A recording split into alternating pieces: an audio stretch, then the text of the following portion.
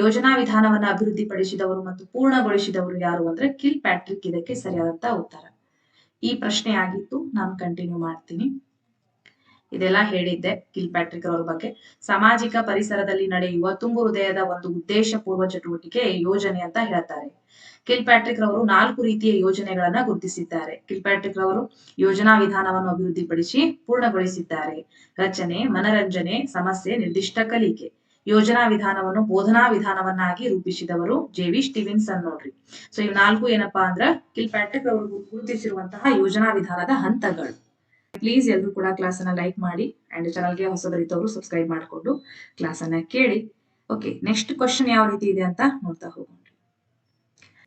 ಸಂಘಟಿತ ತೀರ್ಮಾನ ತೆಗೆದುಕೊಳ್ಳುವ ಸೂಕ್ತ ವಿಧಾನವೆಂದರೆ ಪಾತ್ರಾಭಿನಯ, ವೀಕ್ಷಣಾ ವಿಧಾನ, ಮೂಲಾಧಾರ ವಿಧಾನ, ಚರ್ಚಾ ವಿಧಾನ. ಇದು ಆಲ್ರೆಡಿ ನಿಮಗೆ ಐಡಿಯಾ ಬಂದ್ಬಿಟ್ಟೈತ್ರಿ. ಸಂಘಟಿತ ತೀರ್ಮಾನ ಅಂದ್ರೆ ಸಮೂಹದಲ್ಲಿ ತೀರ್ಮಾನ ಕೈಗೊಳ್ಳುವ ಸೂಕ್ತ ವಿಧಾನ ಅಲ್ವಾ? ಎಸ್ ರೀ. ಇಲ್ಲಿ ನೋಡಿ, ಚರ್ಚಾ ವಿಧಾನ. ಚರ್ಚಾ ವಿಧಾನ ಪ್ರಕಾರಗಳು ನೋಡ್ರಿ. ಚರ್ಚಾಗೋಷ್ಠಿ, ಸಮ್ಮೇಳನ ರೀ, ಕಾರ್ಯಾಗಾರ, ವಿಚಾರ ಸಂಕಿರಣ, ಸಂವಾದ, ದುಂಡು ಮೇಜಿನ ಪರಿಷತ್ತು, ಇವೆಲ್ಲ ಚರ್ಚಾ ವಿಧಾನದ ಪ್ರಕಾರಗಳು. ಓಕೆ, ಚರ್ಚಾ ವಿಧಾನದ ಪ್ರಕಾರಗಳು. ಚರ್ಚಾಗೋಷ್ಠಿ, ಸಮ್ಮೇಳನ, ಕಾರ್ಯಾಗಾರ, ವಿಚಾರ ಸಂಕಿರಣ, ಸಂವಾದ, ದುಂಡು ಮೇಜಿನ ಪರಿಷತ್ತು, ಇವೆಲ್ಲ ಪ್ರಮುಖವಾಗಿ ಚರ್ಚಾ ವಿಧಾನಗಳು. ಉತ್ತಮ ಚರ್ಚೆಯ ಗುಣಲಕ್ಷಣಗಳು. ಓಕೆ, ಒಂದು ಹೆಲ್ದಿ ಡಿಸ್ಕಷನ್ ಆಗ್ತಾ ಇದೆ ಅಂತಂದ್ರೆ ಅದಕ್ಕೆ ಕೆಲವೊಂದಿಷ್ಟು ಗುಣಲಕ್ಷಣಗಳು. ಚರ್ಚೆಯಲ್ಲಿ ಗುಂಪಿನ ಎಲ್ಲಾ ವಿದ್ಯಾರ್ಥಿಗಳು ಭಾಗವಹಿಸಬೇಕು. ಚರ್ಚೆಯಲ್ಲಿ ಗುಂಪಿನ ಎಲ್ಲಾ ವಿದ್ಯಾರ್ಥಿಗಳು ಭಾಗವಹಿಸಬೇಕು. ನಮಸ್ತೆ. ಓಕೆ, ಚರ್ಚೆಯ ಮುಖಂಡ. ಓಕೆ, ಅಂದ್ರೆ ಶಿಕ್ಷಕ. ಚರ್ಚೆ ಸೂಕ್ತ ರೀತಿಯಲ್ಲಿ ನಡೆಯುವಂತೆ ನೋಡಿಕೊಳ್ಬೇಕ್ರಿ. ಚರ್ಚೆ ವಿಷಯ ಬಿಟ್ಟು ವಿಷಯಕ್ಕೆ ಹೋಗ್ಲಾರ್ದಂಗ ಮುಖಂಡನಾಗಿರುವಂತಹ ಶಿಕ್ಷಕ ನೋಡಿಕೊಳ್ಳುವಂತಿರ್ಬೇಕು. ಮುಖಂಡನಿಗೆ ಅಂದ್ರೆ ಶಿಕ್ಷಕನಿಗೆ ಚರ್ಚೆಗೆ ತೆಗೆದುಕೊಂಡ ವಿಷಯದ ಸಂಪೂರ್ಣ ಜ್ಞಾನವಿರ್ಬೇಕ್ರಿ ಅಲ್ವಾ? ಯಾವ ಟಾಪಿಕ್ ಮೇಲೆ ಚರ್ಚೆ ನಡೀತಾ ಇದೆ ಆ ಟಾಪಿಕ್ ಮೇಲೆ ಟೀಚರ್ ಆದವರಿಗೆ ಕಂಪ್ಲೀಟ್ಲಿ ನಾಲೆಜ್ ಇರಬೇಕು. ಇಫ್ ನಾಲೆಜ್ ಇಲ್ಲ ಅಂದ್ರ ಅವ್ರು ಹೆಂಗ ಡಿಸ್ಕಷನ್ ಯಾವ ಒಂದು ವೇ ಒಳಗ್ ಹೋಗ್ತಾ ಇದೆ ಅಂತ ಹೆಂಗ್ ಗೊತ್ತಾಗ್ತದೆ ಅಲ್ವಾ? ಸೊ ಮೊದಲು ಟೀಚರ್ಗೆ ಜ್ಞಾನ ಇರಬೇಕು. ಚರ್ಚೆಯ ವಿಷಯ ನಿರ್ದಿಷ್ಟವಾದ ಮತ್ತು ದೀರ್ಘವಾದ ಗುರಿ ಹೊಂದಿರ್ಬೇಕ್ರಿ. ಗುಂಪಿನ ಸದಸ್ಯರಿಗೆ ತಮ್ಮ ಅಭಿಪ್ರಾಯಗಳನ್ನ ವ್ಯಕ್ತಪಡಿಸಲು ಸ್ವಾತಂತ್ರ್ಯ ನೀಡಬೇಕು. ಅಗೇನ್ ಸೌಂಡ್ ಸ್ಟಾರ್ಟ್ ಆಗ್ತದ. ನಾಳೆ ಮತ್ ರಜೆ ಆಗತ್ತ ಅಂತ ಹೇಳಿ ನಾನು ಕ್ಲಾಸ್ ತಗೊಂಡೆ. ಚರ್ಚೆಯಿಂದ ವಿದ್ಯಾರ್ಥಿಗಳ ಜ್ಞಾನ, ತಿಳುವಳಿಕೆ, ಕೌಶಲಗಳ ಬೆಳವಣಿಗೆ ಐತೆ ಎಂದು ಮೌಲ್ಯಮಾಪನ ಮಾಡ್ಬೇಕ್ರಿ ಶಿಕ್ಷಕ. ಚರ್ಚೆಯ ಅಂತ್ಯಕ್ಕೆ ಅಂದ್ರೆ ಫೈನಲ್ ಆಗಿ ಒಂದು ತೀರ್ಮಾನಕ್ಕೆ ಬರ್ಬೇಕ್ರಿ. ಓಕೆ, ಸುಮ್ನೆ ಹಂಗೆ ಖಾಲಿ ಪೀಲಿ ಡಿಸ್ಕಷನ್ ಮಾಡಿ ಬಿಡಬಾರ್ದು. ಫೈನಲ್ ಆಗಿ ಆ ಚರ್ಚೆಯಿಂದ ಒಂದು ಕನ್ಕ್ಲೂಷನ್, ಓಕೆ, ಒಂದು ಉಪಸಂಹಾರ, ಏನ್ ಒಂದು ವಿಚಾರ ಫೈನಲ್ ಆಗಿ ಬಂತು ಅದು ಸಾಮೂಹಿಕವಾಗಿ ತೀರ್ಮಾನ ಕೈಗೊಳ್ಳುವಂತಿರ್ಬೇಕು. ಓಕೆ, ಎಲ್ಲರ ಜೊತೆ ಚರ್ಚೆ ಮಾಡಿ ಫೈನಲ್ ಡಿಸಿಷನ್ ಬರ್ಬೇಕ್ರಿ. ಸ್ಪರ್ಧಾತ್ಮಕ ಸಹಕಾರ, ಒಪ್ಪಂದ ಮತ್ತು ನಿರ್ದೇಶಿತ ಉದ್ದೇಶಗಳನ್ನ ಹೊಂದಿರುವ ಬೋಧನಾ ವಿಧಾನ ರೀ. ಸ್ಪರ್ಧಾತ್ಮಕ ಸಹಕಾರ, ಒಪ್ಪಂದ ಮತ್ತು ನಿರ್ದೇಶಿತ ಉದ್ದೇಶಗಳನ್ನ ಹೊಂದಿರುವ ಬೋಧನಾ ವಿಧಾನ. ಸಮಸ್ಯಾ ಪರಿಹಾರ ವಿಧಾನ, ಕಥೆ ಹೇಳುವ ವಿಧಾನ, ಉಪನ್ಯಾಸ ವಿಧಾನ, ಚರ್ಚಾ ವಿಧಾನ. ನೋಡಿ, ಸ್ಪರ್ಧಾತ್ಮಕ ಸಹಕಾರ, ಒಪ್ಪಂದ ಮತ್ತು ನಿರ್ದೇಶಿತ ಉದ್ದೇಶಗಳನ್ನ ಹೊಂದಿರುವ ಬೋಧನಾ ವಿಧಾನ ರೀ. ಯಾವ ವಿಧಾನ ಆಗತ್ತೆ ಇದು? ಸ್ಪರ್ಧಾತ್ಮಕ ಸಹಕಾರ, ಒಪ್ಪಂದ ಮತ್ತು ನಿರ್ದೇಶಿತ ಉದ್ದೇಶಗಳನ್ನ ಹೊಂದಿರುವ ಬೋಧನಾ ವಿಧಾನ. ಎಸ್. ಸಮಸ್ಯಾ ಪರಿಹಾರ ವಿಧಾನ, ಕತೆ ಹೇಳೋದಂತ್ರು ಅಲ್ರಿ, ಇದು ಒಪ್ಪಂದ ಬರೋದು. ಉಪನ್ಯಾಸ ಒಳಗೂ ಇದು ಬರಂಗಿಲ್ಲ. ಸ್ಪರ್ಧಾತ್ಮಕ ಸಮಸ್ಯಾ ಪರಿಹಾರ ಕೂಡ ಆಗಂಗಿಲ್ಲ. ಡೆಫಿನೆಟ್ಲಿ ಚರ್ಚಾ ವಿಧಾನ ಅಲ್ವಾ? ಚರ್ಚಾ ವಿಧಾನ ನೋಡಿ, ಒಂದು ನಿರ್ದಿಷ್ಟ ವಿಷಯವನ್ನ ಗುಂಪಿನೊಂದಿಗೆ ಸಾಮೂಹಿಕವಾಗಿ ಚರ್ಚಿಸಿ ನಿರ್ಧಾರ ಕೈಗೊಳ್ಳುವುದೇ ಚರ್ಚಾ ವಿಧಾನ ಎಂದು ಕರೆಯುತ್ತಾರೆ. ಎಸ್ ರೀ, ಒಂದು ನಿರ್ದಿಷ್ಟ ಯಾವುದೇ ಒಂದು ವಿಷಯ ಇರ್ಲಿ, ಕಂಪ್ಲೀಟ್ಲಿ ಹೋಲ್ ಗುಂಪಿನೊಂದಿಗೆ ಸಾಮೂಹಿಕವಾಗಿ ಎಲ್ಲರೂ ಕೂಡ ಚರ್ಚೆಯಲ್ಲಿ ಪಾಲ್ಗೊಂಡು ಚರ್ಚೆ ಮಾಡಿ ಒಂದು ನಿರ್ಧಾರಕ್ಕೆ ಬರ್ತೀವಲ್ವಾ, ಅದುವೇ ಚರ್ಚಾ ವಿಧಾನ. ಈ ವಿಧಾನವನ್ನ ಕೈಗೊಳ್ಳಬೇಕು. ಇಲ್ಲಿ ಸಾಮೂಹಿಕ ಚಿಂತನೆ ಮತ್ತು ಸಾಮೂಹಿಕ ನಿರ್ಧಾರ ಕೈಗೊಳ್ಳಾಗ್ತದೆ. ಚರ್ಚಾ ವಿಧಾನದಲ್ಲಿ ಎಲ್ಲರ ಜೊತೆ ಚಿಂತನೆ ಮಾಡ್ಲಾಗ್ತದ, ಎಲ್ಲರ ಒಪ್ಪಿಗೆಯೊಂದಿಗೆ ನಿರ್ಧಾರವನ್ನ ಕೈಗೊಳ್ಳಾಗ್ತದ. ಚರ್ಚಾ ವಿಧಾನದ ಹಂತಗಳನ್ನ ನೆಕ್ಸ್ಟ್ ನೋಡೋಣ್ರಿ. ಎಸ್. ಮುಖಂಡ ಅಂದ್ರೆ ಇಲ್ಲಿ ಟೀಚರ್. ಮೊದಲು ಹಂತ ಹಂತವಾಗಿ ಶಿಕ್ಷಕ ಗುಂಪಿನ ಮುಖಂಡನಾಗಿ ಕಾರ್ಯನಿರ್ವಹಿಸಬೇಕಾಗ್ತದೆ. ಶಿಕ್ಷಕನಿಗೆ ಆ ವಿಷಯದ ಬಗ್ಗೆ ಪೂರ್ಣ ಜ್ಞಾನ ಇರಬೇಕು. ಚರ್ಚಾ ವೇಳೆಯಲ್ಲಿ ವಿದ್ಯಾರ್ಥಿಗಳಿಗೆ ಏನ್ ಸಮಸ್ಯೆ ಎದುರಾಗ್ತಾವ್ರಿ ಅದಕ್ಕೆ ಸೂಕ್ತ ಪರಿಹಾರ ಮತ್ತು ಮಾರ್ಪಾಡುಗಳನ್ನ ಶಿಕ್ಷಕ ನೀಡಬೇಕಾಗ್ತದೆ. ಶಿಕ್ಷಕ ಮೇಲ್ವಿಚಾರಕನಂತೆ ಕಾರ್ಯನಿರ್ವಹಿಸಬೇಕ್ರಿ ಚರ್ಚೆ ನಡೆಯುವಾಗ. ಓಕೆ, ನೀವು ಚರ್ಚೆ ಮಾಡ್ರಿ ಅಂತ ಹೇಳಿಕೇಶಿ ನೀವು ಒಂದ್ ಬಾಟಲ್ ನೀರ್ ಕುಡಿದ ಕೇಶಿ ಒಳಗ್ ಹೋಗಿ ಕುರ್ಚಿ ಮ್ಯಾಗ ಮಲ್ಕೋಬಾರ್ದು. ನೀವು ಅಲ್ಲೇ ಕುಂತು ಮಕ್ಕಳು ಏನ್ ಚರ್ಚೆ ಮಾಡ್ತಾವ ಅವ್ರು ಹೊಡೆದಾಡಿ ಬಡ್ದಾಡಿ ಎಲ್ಲಾ ಕೂದ್ಲಾ ಕಿತ್ತಿ ಹುಡುಗಿಯರು ಎಲ್ಲಾ ಜುಟ್ಲಾ ಎಲ್ಲಾ ಕಿತ್ಕೊಂಡು ಆ ಹುಡುಗರು ಕಲ್ಲು ತೂರಾಟಗಳು ಕುರ್ಚಿ ತೂರಾಟಗಳು ಆಗ್ಬಾರ್ದ್ರಿ. ಓಕೆ, ನೀವು ಹೋಗಿ ಆರಾಮ್ ರೆಸ್ಟ್ ಮಾಡೋದ್ ಬೇಡ. ಅಲ್ಲಿ ನೀವು ಮೇಲ್ವಿಚಾರಕರಂತೆ ಪಾಲ್ಗೊಳ್ಬೇಕಾಗತ್ತೆ. ಗುಂಪು ವಿದ್ಯಾರ್ಥಿಗಳ ಸಮೂಹ. ಓಕೆ, ಗುಂಪು ಮೀನ್ಸ್ ವಿದ್ಯಾರ್ಥಿಗಳ ಸಮೂಹ. ಗುಂಪು ಎನ್ನುವರು ಗುಂಪಿನಲ್ಲಿ ಎಲ್ಲಾ ವಿದ್ಯಾರ್ಥಿಗಳು ತಪ್ಪದೇ ಭಾಗವಹಿಸಲು ಅವಕಾಶವಿರ್ಬೇಕು ಅಲ್ವಾ. ವಿದ್ಯಾರ್ಥಿಗಳು ಎಲ್ಲರೂ ಕೂಡ ಪಾರ್ಟಿಸಿಪೇಟ್ ಮಾಡುವಂಗಿರ್ಬೇಕು. ಆದಷ್ಟು ಗುಂಪು ಚಿಕ್ಕದಾಗಿರ್ಬೇಕ್ರಿ. ಓಕೆ, ನಾಲ್ಕು ಮಂದಿ ಬಹಳ ಕಡಿಮೆ ಆಗ್ಬಿಟ್ಟೆ, 10-15 ಜನ ಬಾಳ ಆದ್ರು. ಓಕೆ, 6 ಮಂದಿ ಗತೆ 2 ಭಾಗ ಈ ರೀತಿಯಾಗಿ. ಸಮಸ್ಯೆ ನೋಡ್ರಿ, ಚರ್ಚೆಗೆ ತೆಗೆದುಕೊಂಡ ಸಮಸ್ಯೆ ಇತಿಹಾಸ ಪಾಠಕ್ಕೆ ಆಗ್ಬೇಕಿದೆ. ಇತಿಹಾಸ ಪಾಠಕ್ಕೆ ಸಂಬಂಧಿಸಿದ ತರಗತಿಯ ಪಾಠವನ್ನ ಒಳಗೊಂಡಿರ್ಬೇಕು. ಆಯ್ಕೆ ಮಾಡಿಕೊಂಡ ಸಮಸ್ಯೆ ನಿರ್ದಿಷ್ಟವಾಗಿ, ನಿಖರವಾಗಿ ಮತ್ತು ಸ್ಪಷ್ಟವಾಗಿರ್ಬೇಕು. ಯಾವುದೇ ಟಾಪಿಕ್ ಇರ್ಲಿ. ವಿಷಯ ವಸ್ತುರಿ ಅಂಡ್ ಮೌಲ್ಯಮಾಪನ, ಇವು ಕೆಲವೊಂದಿಷ್ಟು ಹಂತಗಳು. ಚರ್ಚೆಯ ಪ್ರಮುಖ ಹಂತಗಳನ್ನ ನಿಮ್ಗೆ ಇನ್ನೊಮ್ಮೆ ಹೇಳ್ಬಿಡ್ತೀನಿ. ಓಕೆ, ಮೊದಲನೇದಾಗಿ ಮುಖಂಡ, ಎರಡನೇದಾಗಿ ಗುಂಪುರಿ, ಮುಖಂಡ ಒಳಗ್ ಶಿಕ್ಷಕ, ಗುಂಪು ಒಳಗ್ ವಿದ್ಯಾರ್ಥಿ. ಓಕೆ, ಆಮೇಲೆ ಮೂರನೇದು ಸಮಸ್ಯೆ. ಓಕೆ, ಮೂರನೇದು ಸಮಸ್ಯೆ ರೀ. 4ನೇದು ವಿಷಯ ವಸ್ತು, 5ನೇದು ಮೌಲ್ಯಮಾಪನ. ಈ ಕೆಳಗಿನ ಭಾಷಾ ಬೋಧನಾ ಪದ್ಧತಿಗಳಲ್ಲಿ ಸಾಂಪ್ರದಾಯಿಕ ಪದ್ಧತಿಗೆ ಸೇರಿಲ್ಲದಿರುವುದು.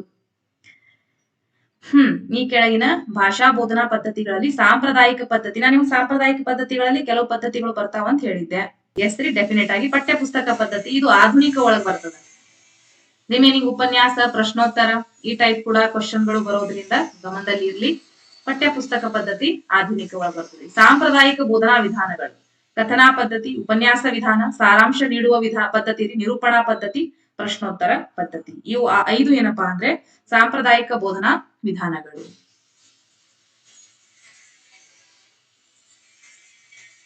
ಹೌದಾ, ನೆಕ್ಸ್ಟ್ ನೋಡಿ, ಯೋಜನಾ ಪದ್ಧತಿಯು ಅವಲಂಬಿತವಾಗಿರುವುದು. ಯೋಜನಾ ಪದ್ಧತಿಯು ಅವಲಂಬಿತವಾಗಿರುವುದು. ಉಪನ್ಯಾಸ ಪದ್ಧತಿಯನ್ನ ಬಲವರ್ಧನೆಗೊಳಿಸೋದು. ಪಠ್ಯ ವಿಷಯಗಳನ್ನ ಕಂಠಪಾಠ ಮಾಡೋದು. ಕಂಠಪಾಠ ಅಂತೂ ನೆಗೆಟಿವ್ ಆದದ, ಮೊದಲು ತೆಗೆದು ಬಿಡ್ರಿ ಇಫ್ ನಿಮಗ ಇನ್ ಫ್ಯೂಚರ್ ಕ್ವಶನ್ ಪೇಪರ್ ಒಳಗ್ ಕಾಣ್ತು ಅಂದ್ರ. ಬೌದ್ಧಿಕ ಕ್ರಿಯಾಶೀಲ ಕೆಲಸಕ್ಕೆ ಪ್ರೇರೇಪಿಸಲು, ಬರವಣಿಗೆ ಕೌಶಲವನ್ನ ವೃದ್ಧಿಗೊಳಿಸಲು. ಕೇವಲ ಒಂದು ಕೂಡ ಆಗಂಗಿಲ್ಲ ಬರವಣಿಗೆ ಮಾಡಾಕ. ಉಪನ್ಯಾಸ ಪದ್ಧತಿ ಚಿಕ್ಕ ಮಕ್ಕಳಿಗೆ ಯೂಸ್ ಆಗಂಗಿಲ್ಲ. ಐ ಥಿಂಕ್ ಆಪ್ಷನ್ 3 ಕರೆಕ್ಟ್ ಆಗತ್ತೆ.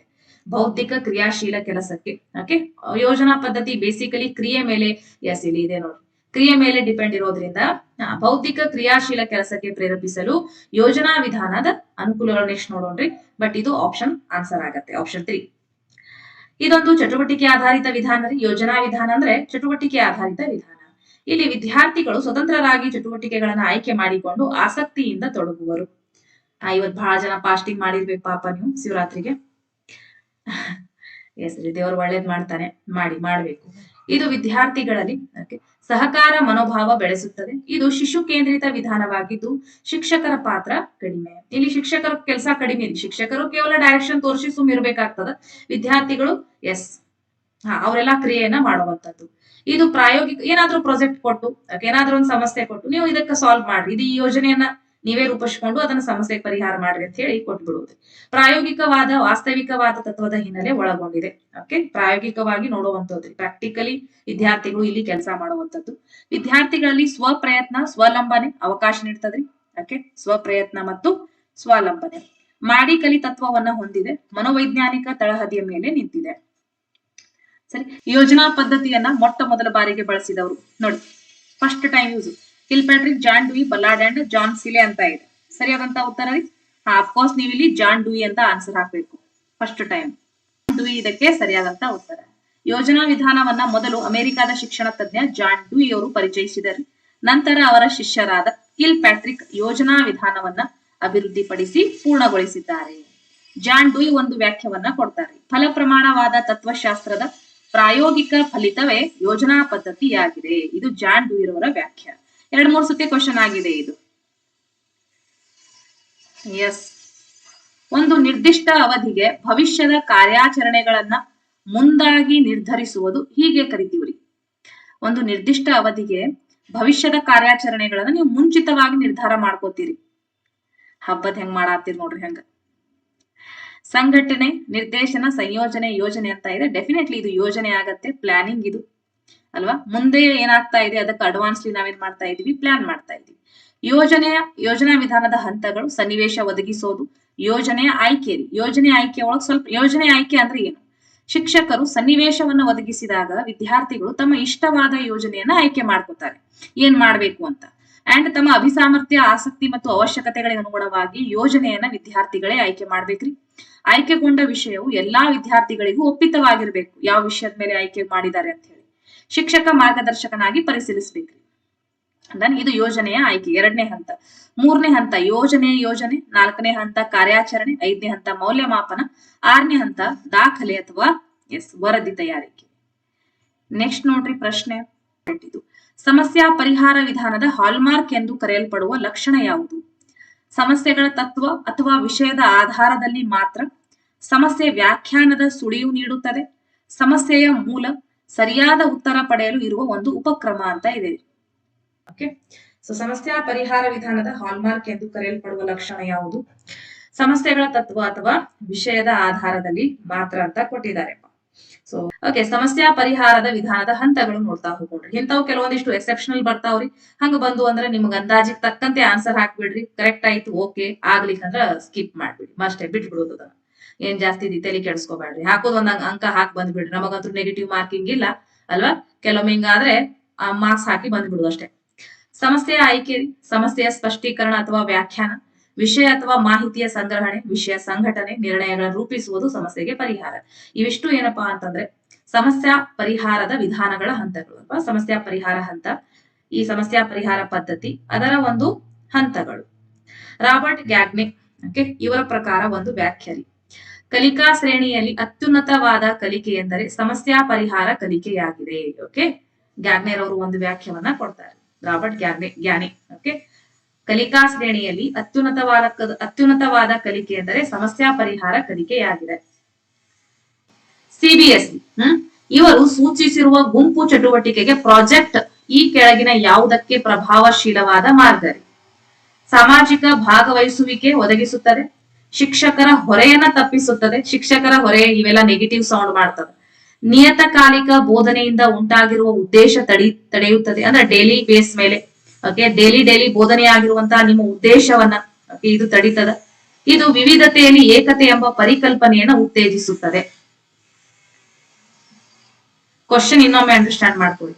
ಸಿಬಿಎಸ್ಇ ಅವರು ಸೂಚಿಸಿರುವಂತಹ ಗುಂಪು ಚಟುವಟಿಕೆಗೆ ಪ್ರಾಜೆಕ್ಟ್ ಈ ಕೆಳಗಿನ ಯಾವುದಕ್ಕೆ ಪ್ರಭಾವಶೀಲ ಮಾರ್ಗರಿ?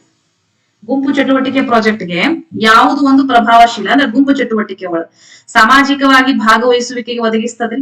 ಎಸ್, ಎಲ್ಲದಕ್ಕಿಂತ ಶಿಕ್ಷಕರಿಗೆ ಇದೊಂದು ತಪ್ಪ ಮಾಡ್ರಿ. ಸಾಮಾಜಿಕ ಭಾಗವಹಿಸುವಿಕೆ, ಸಮಾಜ ಎಲ್ಲಿ ಭಾಗವಹಿಸ್ತದ್ರಿ? ಮಕ್ಕಳ ಗುಂಪು ಒಳಗ. ಸೊ ಸಮಾಜ ಇದು ತೆಗೆದು ಹಾಕ್ರಿ. ಅಂಡ್ ಇದು ಆಲ್ಸೋ ನೆಗೆಟಿವ್ ಸೌಂಡ್ ಆಗ್ತದ. ಆಪ್ಷನ್ 4 ಎಸ್, ವಿವಿಧತೆಯಲ್ಲಿ ಏಕತೆ ಎಂಬ ಪರಿಕಲ್ಪನೆ ಉತ್ತೇಜಿಸುವುದು. ಇದು ಒಳ್ಳೆ ಆನ್ಸರ್, ಇದೇ ಆನ್ಸರ್ ಅಂತ ಅನ್ಸುತ್ತೆ. ಎಸ್, ಇದೆ ನೋಡಿ. ಇದು ವಿವಿಧತೆಯಲ್ಲಿ ಏಕತೆ ಎಂಬ ಪರಿಕಲ್ಪನೆಯನ್ನ ಉತ್ತೇಜಿಸ್ತದ್ರಿ. ಯೋಜನಾ ವಿಧಾನವನ್ನ ಕ್ರೀಡಾ ವಿಧಾನ ಅಂತಲೂ ಕೂಡ ಕರಿತೀವಿ. ನೆಕ್ಸ್ಟ್ ನೋಡಿ ಪ್ರಶ್ನೆ. ವೈಜ್ಞಾನಿಕ ವಿಧಾನದ ಮೂಲಕ ಸಮಸ್ಯೆ ಪರಿಹಾರದ ಮೊದಲ ಹಂತ ಯಾವುದು? ಪ್ರಾಕಲ್ಪನೆಯ ಪರೀಕ್ಷೆ, ಸಮಸ್ಯೆಯನ್ನ ಗುರುತಿಸೋದು, ಸೂಕ್ತ ದತ್ತಾಂಶ ಸಂಗ್ರಹಣೆ, ಪ್ರಾಕಲ್ಪನೆಗಳನ್ನ ರೂಪಿಸುವುದು. ವೈಜ್ಞಾನಿಕ ವಿಧಾನದ ಮೂಲಕ ಸಮಸ್ಯಾ ಪರಿಹಾರದ ಮೊದಲ ಹಂತ ಯಾವ್ದು? ಅಫ್ಕೋರ್ಸ್ ಗುರುತಿಸೋದು ಅಲ್ವಾ? ಈಗಾಗಲೇ ಓದ್ಕೊಂಡು ಬಂದಿವಿ. ಸಮಸ್ಯೆಯ ಆಯ್ಕೆ ಅಥವಾ ಸಮಸ್ಯೆಯನ್ನ ಗುರುತಿಸೋದು. ಓಕೆ, ಸಮಸ್ಯೆಯ ಆಯ್ಕೆ ಅಥವಾ ಸಮಸ್ಯೆಯನ್ನ ಗುರುತಿಸೋದು ಇದು ಮೊದಲನೇ ಹಂತ ನೋಡಿ. ಸಮಸ್ಯೆ ಆಯ್ಕೆ ಮಾಡಿಕೊಳ್ಳುವಾಗ ಗಮನಿಸಬೇಕಾದ ಕೆಲವು ಅಂಶಗಳು. ಸಮಸ್ಯೆ ಹೆಂಗ್ ಆಯ್ಕೆ ಮಾಡ್ಕೋಬೇಕು, ಹೆಂಗ್ ಗುರುತಿಸ್ಬೇಕು? ಆಯ್ಕೆ ಮಾಡಿಕೊಳ್ಳುವ ಸಮಸ್ಯೆ ವಿದ್ಯಾರ್ಥಿಗಳಿಗೆ ಬೌದ್ಧಿಕವಾಗಿ ಒಂದು ಸವಾಲಾಗಿರ್ಬೇಕು. ಓಕೆ, ಮೆಂಟಲಿ ಅದು ಒಂದು ಚಾಲೆಂಜ್ ಆಗಿರ್ಬೇಕು ವಿದ್ಯಾರ್ಥಿಗಳಿಗೆ. ಆ ಚಾಲೆಂಜ್ ಅನ್ನು ಅವರು ಸಾಲ್ವ್ ಮಾಡುವಂತಹ ಒಂದು ವಿಚಾರದಲ್ಲಿ ಅದನ್ನ ನಾವು ಹೇಳ್ಬೇಕಾಗತ್ತೆ. ವಿದ್ಯಾರ್ಥಿಗಳಲ್ಲಿ ಆಸಕ್ತಿ ಮೂಡಿಸುವಂತಹ ಸಮಸ್ಯೆ ಆಗಿರ್ಬೇಕ್ರಿ. ಏನು ಅವರು ಕೋಮಾ ಒಳಗೆ ಹೋಗುವಷ್ಟು ಮಟ್ಟಿಗೆ ಅಂತ ಸಮಸ್ಯೆಯನ್ನು ಕೊಡಬಾರ್ದು. ಚಿಕ್ಕ ಚಿಕ್ಕ ಸಮಸ್ಯೆಗಳನ್ನ ಅವ್ರು ಮುಂದಿಡ್ಬೇಕಾಗ್ತದೆ. ಅವರಿಗೆ ಕುತೂಹಲ, ಎಕ್ಸೈಟ್ಮೆಂಟ್ ಆಗಿರ್ಬೇಕ್ರಿ. ಸಮಸ್ಯೆಯು ಮಾನಸಿಕ ಕ್ರಿಯೆಯನ್ನ ಪ್ರಚೋದಿಸುವಂತಿರ್ಬೇಕ್ರಿ. ಸಮಸ್ಯೆ ಅರ್ಥಪೂರ್ಣವಾಗಿ, ಪ್ರಾಯೋಗಿಕವಾಗಿ, ಸಾಮಾಜಿಕ ಸ್ವರೂಪವನ್ನು ಹೊಂದಿರ್ಬೇಕು. ಏನ್ ಸಮಸ್ಯೆ ಕೊಡಾಕತ್ತೀರಿ ಅದ್ರಾಗ ಒಂದ್ ಲೆಕ್ಕ ಇರ್ಬೇಕಂತ ಅರ್ಥ. ವಿದ್ಯಾರ್ಥಿಗಳು ಆ ಸಮಸ್ಯೆಯನ್ನ ಪರಿಹರಿಸುವುದರ ಅವಶ್ಯಕತೆ ಇದೆ ಎಂದು ಭಾವಿಸುವಂತಿರ್ಬೇಕು. ಒಂದು ಪ್ರಾಬ್ಲಮ್ ಟೀಚರ್ ಕೊಟ್ಟಾರಪ್ಪ, ಆ ಪ್ರಾಬ್ಲಮ್ ಅನ್ನ ನಾವು ಸಾಲ್ವ್ ಮಾಡ್ಬೇಕು. ಮಾಡಿದ್ರೆ ನಮಗೂ ಕೂಡ ಒಂದು ಹೊಸ ಪರಿಕಲ್ಪನೆಗಳು ಸಿಗತ್ತೆ ಅನ್ನೋ ವಿಚಾರ ವಿದ್ಯಾರ್ಥಿಗಳಿಗೂ ಕೂಡ ಇರ್ಬೇಕ್ರಿ. ಅಂತ ಒಂದು ಸಮಸ್ಯೆಗಳನ್ನ ಕೊಡ್ತಿರ್ಬೇಕು. ಓಕೆ, ನೆಕ್ಸ್ಟ್ ನೋಡ್ತಾ ಹೋಗಿ. ದೃಶ್ಯ ಬಿಂಬ, ಇದು ಪ್ರಿವಿಯಸ್ ಇಯರ್ಸ್ ಕ್ವಶನ್ ಪೇಪರ್. ದೃಶ್ಯ ಬಿಂಬ ಪರಿಕಲ್ಪನೆಗಳು ಸಂಕೇತ ಚಿಹ್ನೆ ಭಾಷೆ ಸ್ನಾಯು ಚಟುವಟಿಕೆಗಳು ಹಾಗೂ ಮೆದುಳಿನ ಕಾರ್ಯಗಳು ಒಳಗೊಂಡಿರುವುದು.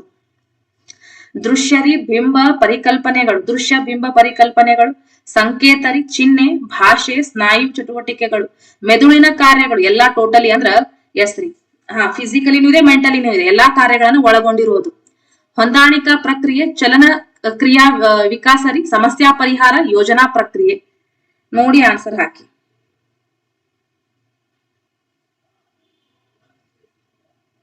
ಪರಿಕಲ್ಪನೆಗಳು ಕೂಡ ಇದೆ ರೀ ಇದ್ರಾಗ. ಓಕೆ, ಮೆದುಳಿನ ಕಾರ್ಯಗಳು ಕೂಡ ಇದೆ. ನೀವು ಕೇವಲ ಚಲನ ಕ್ರಿಯಾ ಅಂತ ಹಾಕ್ಬಿಟ್ರೆ ಇವು ಏನ್ ಮಾಡ್ತೀರಿ? ಈ ವರ್ಡ್ಸ್ ಗೆ ಏನು ಬ್ರೈನ್ ಸ್ಟ್ರಾಮಿಂಗು ಕೂಡ ಇರಬೇಕು. ಎಸ್, ಇದು ಸಮಸ್ಯಾ ಪರಿಹಾರ. ಸಮಸ್ಯಾ ಪರಿಹಾರ ಓಕೆ. ವಿದ್ಯಾರ್ಥಿಗಳಲ್ಲಿ ಬಹುಮುಖ ಚಿಂತನೆಯನ್ನ ಮೂಡಿಸ್ತದೆ. ವಿದ್ಯಾರ್ಥಿಗಳ ಮಾನಸಿಕ ಮಟ್ಟವನ್ನ ಉನ್ನತೀಕರಿಸುತ್ತದೆ. ವಿದ್ಯಾರ್ಥಿಗಳ ಮಾನಸಿಕ ಮಟ್ಟವನ್ನ ಉನ್ನತೀಕರಿಸುತ್ತದೆ. ವಿದ್ಯಾರ್ಥಿ ಕೇಂದ್ರಿತ ವಿಧಾನವಾಗಿದ್ದು ಶಿಕ್ಷಕರ ಪಾತ್ರ ಕಡಿಮೆ. ಭಾಗವಹಿಸುವಿಕೆ ತತ್ವವನ್ನ ಒಳಗೊಂಡಿದೆ. ಇದು ವಿದ್ಯಾರ್ಥಿ ಕೇಂದ್ರಿತವಾಗಿರುವಂತದ್ದು ಸಮಸ್ಯಾ ಪರಿಹಾರ. ತಮ್ಮ ನಿತ್ಯ ಜೀವನದಲ್ಲಿ ಎದುರಾಗುವ ಸಮಸ್ಯೆಗಳನ್ನ ಸುಲಭವಾಗಿ ಮತ್ತು ಯಶಸ್ವಿಯಾಗಿ ಪರಿಹರಿಸಿಕೊಳ್ಳುವ ಸಾಮರ್ಥ್ಯವನ್ನ ಬೆಳೆಸುತ್ತದೆ ಅಲ್ವಾ. ಇದು ಸಮಸ್ಯಾ ಪರಿಹಾರ ವಿಧಾನ ಏನಿದೆ ನೋಡ್ರಿ ಪದ್ಧತಿ, ತಮ್ಮ ನಿತ್ಯ ಜೀವನದಲ್ಲಿ ಎದುರಾಗುವ ಸಮಸ್ಯೆಗಳನ್ನ ಸುಲಭವಾಗಿ ಮತ್ತು ಯಶಸ್ವಿಯಾಗಿ ಪರಿಹರಿಸಿಕೊಳ್ಳುವ ಸಾಮರ್ಥ್ಯವನ್ನ ಬೆಳೆಸ್ತದ. ವಿದ್ಯಾರ್ಥಿಗಳಲ್ಲಿ ಆಲೋಚಿಸುವ ಒಂದಕ್ಕೊಂದು ಹೋಲಿಸುವ ಮೂಲಕ ಪರಿಹಾರ ಕಂಡು ಹಿಡಿಯಲು ಸಹಾಯಕಾರಿ. ವಿದ್ಯಾರ್ಥಿಗಳಲ್ಲಿ ವೈಜ್ಞಾನಿಕ ಮನೋಭಾವನೆಯನ್ನ ಬೆಳೆಸ್ತದ. ತಾಳ್ಮೆ ಮತ್ತು ಅಭಿವ್ಯಕ್ತಿ ಸಾಮರ್ಥ್ಯವನ್ನ ಬೆಳೆಸುತ್ತದೆ. ವಿದ್ಯಾರ್ಥಿಗಳಲ್ಲಿ ಜ್ಞಾನವನ್ನ ವೃದ್ಧಿ ಮಾಡ್ತದ್ರಿ. ಇವೆಲ್ಲಾ ಸಮಸ್ಯಾ ಪರಿಹಾರ ವಿಧಾನದ ಗುಣಲಕ್ಷಣಗಳು. ಓಕೆ, ಎಸ್ ರೀ. ಸಮಸ್ಯೆ ಪರಿಹಾರವು ಶಾಲೆಗಳಲ್ಲಿ ಯಶಸ್ಸು ಕಾಣಲು ಕಾರಣ. ಏನ್ ಕಾರಣ ನೋಡ್ರಿ. ನಮ್ಯ ಪಠ್ಯಕ್ರಮವಿರೋದ್ರಿ. ತರಗತಿಯಲ್ಲಿ ಒಂದೇ ರೀತಿಯ ವಿದ್ಯಾರ್ಥಿಗಳು ಇರೋದು. ತರಗತಿಯಲ್ಲಿ ಒಂದೇ ರೀತಿಯ ವಿದ್ಯಾರ್ಥಿಗಳು ಇದು ಅಂತೂ ಹೈಲಿ ಇಂಪಾಸಿಬಲ್ ಅಲ್ವಾ. ಒಂದು ತರಗತಿ ಐತೆ ಅಂತ ತಿಳ್ಕೊರಿ. ಯಾಕೆ ಒಂದು ತರಗತಿ ಇರುವಾಗ ಎಲ್ರೂ ಕೂಡ ಸೇಮ್ ಇರ್ತಾರೇನ್ರಿ? ಇರಂಗಿಲ್ಲ. ಕೆಲ ವಿದ್ಯಾರ್ಥಿಗಳು ಡಿಫ್ರೆಂಟ್ ಈಗ ನಾವು ಅದೇ ಹೇಳಿದ್ವಲ್ವಾ, ಎಲ್ಲಾ ಪರ್ಸನ್ಗಳು ಸೇಮ್ ಇರಂಗಿಲ್ಲ. ಅಂದ್ರೆ ವಿದ್ಯಾರ್ಥಿಗಳು ಒಂದೇ ರೀತಿಯಾಗಿರಾಕ ಸಾಧ್ಯ ಇಲ್ರಿ. ಉನ್ನತ ಮಟ್ಟದ ಶೈಕ್ಷಣಿಕ ಸಾಧನೆಗಳಿಗೆ ಒತ್ತು ನೀಡೋದು. ಯಾಕ್ರಿ ಉನ್ನತ ಮಟ್ಟದ ಶೈಕ್ಷಣಿಕ ಸಾಧನೆಗೆ ಒತ್ತು ನೀಡೋದು? ಸಮಸ್ಯಾ ಪರಿಹಾರ ಎಸ್ ಕಾಣಕ್ ಇದು ರೀಸನ್ ಸಮಂಜಸ ಕಾಣಂಗಿಲ್ಲ. ಶಿಕ್ಷಕ ಕೇಂದ್ರಿತ ಮೊದಲ ಅಲ್ರಿ, ಆಪ್ಷನ್ 1 ಹಾಕ್ರಿ. ಪಠ್ಯಕ್ರಮ ನಮ್ಯವಿರ್ಬೇಕು. ಓಕೆ, ಪಠ್ಯಕ್ರಮ ಶಾಲೆಗಳಲ್ಲಿ ಅಂತ ಕೇಳಿ ಇಲ್ಲಿ ನೀವು ಹೆಂಗ್ ಉನ್ನತ ಶಿಕ್ಷಣ, ಉನ್ನತ ಅಂದ್ರೆ ಶಾಲೆ ಅಲ್ರಿ, ಅದು ಕಾಲೇಜ್ ಆಗ್ತದ, ಅದು ವಿಶ್ವವಿದ್ಯಾಲಯ ಆಗ್ತದ್ರಿ. ನಮ್ಯ ಪಠ್ಯಕ್ರಮ ಅಲ್ವಾ. ಇದು ಕ್ವಶನ್ ನಿಮ್ಗೆ ಅಂಡರ್ಸ್ಟ್ಯಾಂಡ್ ಆಗ್ಲಿಲ್ವಾ? ಸಮಸ್ಯೆ ಪರಿಹಾರವು ಶಾಲೆಗಳಲ್ಲಿ ಯಶಸ್ಸು ಕಾಣಲು ಕಾರಣ ನಮ್ಯ ಪಠ್ಯಕ್ರಮ. ಅಂದ್ರೆ ಅಷ್ಟು ಕಠಿಣ ಪಠ್ಯಕ್ರಮ ಇರಬಾರ್ದು ಅಂತ. ಯಾಕೆ ಅಷ್ಟು ಕಠಿಣ ಪಠ್ಯಕ್ರಮ ಇರಬಾರ್ದು ಅಂತ್ರಿ. ಎಸ್ ರೀ, ನಮ್ಯ ಪಠ್ಯಕ್ರಮ ಇರುವಂತದ್ದು. ನೆಕ್ಸ್ಟ್ ಕ್ವಶನ್, ಸರಳ ಸ್ಕೂಲ್ ಒಳಗೆ ಹೆಂಗ್ರಿ ಪಠ್ಯಕ್ರಮ ಈಸಿ ಆಗಿ ಅವ್ರಿಗೆ ಸಿಂಪಲ್ ಆಗಿ ಅರ್ಥ ಆಗುವಂಗ ಇರ್ಬೇಕಂತ ಹೇಳಾಕತ್ತಾರ್ರಿ ಅಲ್ವಾ. ಎಸ್, ತರಗತಿಯಲ್ಲಿ ಪರಿಣಾಮಕಾರಿ ಉಪನ್ಯಾಸವನ್ನು ಕೊಡುವಾಗ ಶಿಕ್ಷಕರು ಕಣ್ಣುಗಳಲ್ಲಿ ಸಂಪರ್ಕ ಐ ಕಾಂಟ್ಯಾಕ್ಟ್ ಇರ್ಬೇಕಂತ. ಐ ಕಾಂಟ್ಯಾಕ್ಟ್ ಇರ್ಬೇಕು. ನಾಳೆ ಪರೀಕ್ಷೆ ಒಳಗೆ ಅಂತ ಕ್ವಶನ್ ಬಂದ್ರೆ ಸ್ವಲ್ಪ ಥಿಂಕ್ ಮಾಡ್ರಿ. ಕ್ವಶನ್ ಒಳಗೆ ಯಾವ್ಯಾವ ವರ್ಡ್ಸ್ ಅದಾವ್, ಆ ವರ್ಡ್ಸ್ ಮೇಲೆ ಒಂದೊಂದು ವರ್ಡ್ ಏನೇನ್ ಅರ್ಥ ಐತಿ ಸ್ವಲ್ಪ ವಿಚಾರ ಮಾಡ್ರಿ. ಓಕೆ, ಕಣ್ಣುಗಳಲ್ಲಿ ಸಂಪರ್ಕ, ಅರ್ಥಪೂರ್ಣ ಹಾವಭಾವಗಳನ್ನ ಬಳಸೋರು, ಉಪನ್ಯಾಸ ವೇದಿಕೆಯಲ್ಲಿ ಸ್ಥಿರವಾಗಿ ನಿಲ್ಲಬಾರ್ದು. ಆ ಕಡೆ ಈ ಕಡೆ ಏನ್ ಮಾಡ್ಬೇಕ್ರಿ? ಎಸ್, ಮೂವ್ ಆಗ್ತಾ ಇರ್ಬೇಕು. ಧ್ವನಿ ಹಾಗೂ ಸ್ವರ ಮಾಧುರ್ಯದಲ್ಲಿ ಏರಿಳಿತ ಉಂಟು ಮಾಡೋದು. ಸ್ವರ ಮಾಧುರ್ಯದಲ್ಲಿ ಧ್ವನಿ ಮತ್ತು ಸ್ವರ ಮಾಧುರ್ಯ ಅಂದ್ರೆ ನೀವು ಅಷ್ಟೊಂದು ರಾಗಬದ್ಧವಾಗಿ ಹೇಳ್ತೀರೇನ್ರಿ? ತರಗತಿಯಲ್ಲಿ ಪರಿಣಾಮಕಾರಿ ಅಂತ ನಾನು ಸ್ವರವಾಗಿ ಹೇಳಿದ್ರೆ ಹೆಂಗಾಗ್ತದೆ ನಿಮಗ? ಸ್ವಾಹ ಅಂತ ಮಲ್ಕೊಂಡ್ಬಿಡ್ತೀರ ಅಷ್ಟೇ. ತರಗತಿಯಲ್ಲಿ ಪರಿಣಾಮಕಾರಿ ಉಪನ್ಯಾಸವನ್ನು ಕೊಡುವಾಗ ಶಿಕ್ಷಕರು ಡೆಫಿನೆಟ್ ಆಗಿ ಅರ್ಥಪೂರ್ಣ ಭಾವಗಳನ್ನ ಬಳಸೋರು. ಉಪನ್ಯಾಸ ವಿಧಾನ ಬಳಸುವಾಗ ಗಮನಿಸಬೇಕಾದ ಕೆಲವೊಂದಿಷ್ಟು ಅಂಶಗಳು. ಓಕೆ, ಇದು ಸಾಂಪ್ರದಾಯಿಕ ಪದ್ಧತಿ, ಬೋಧನಾ ಪದ್ಧತಿ.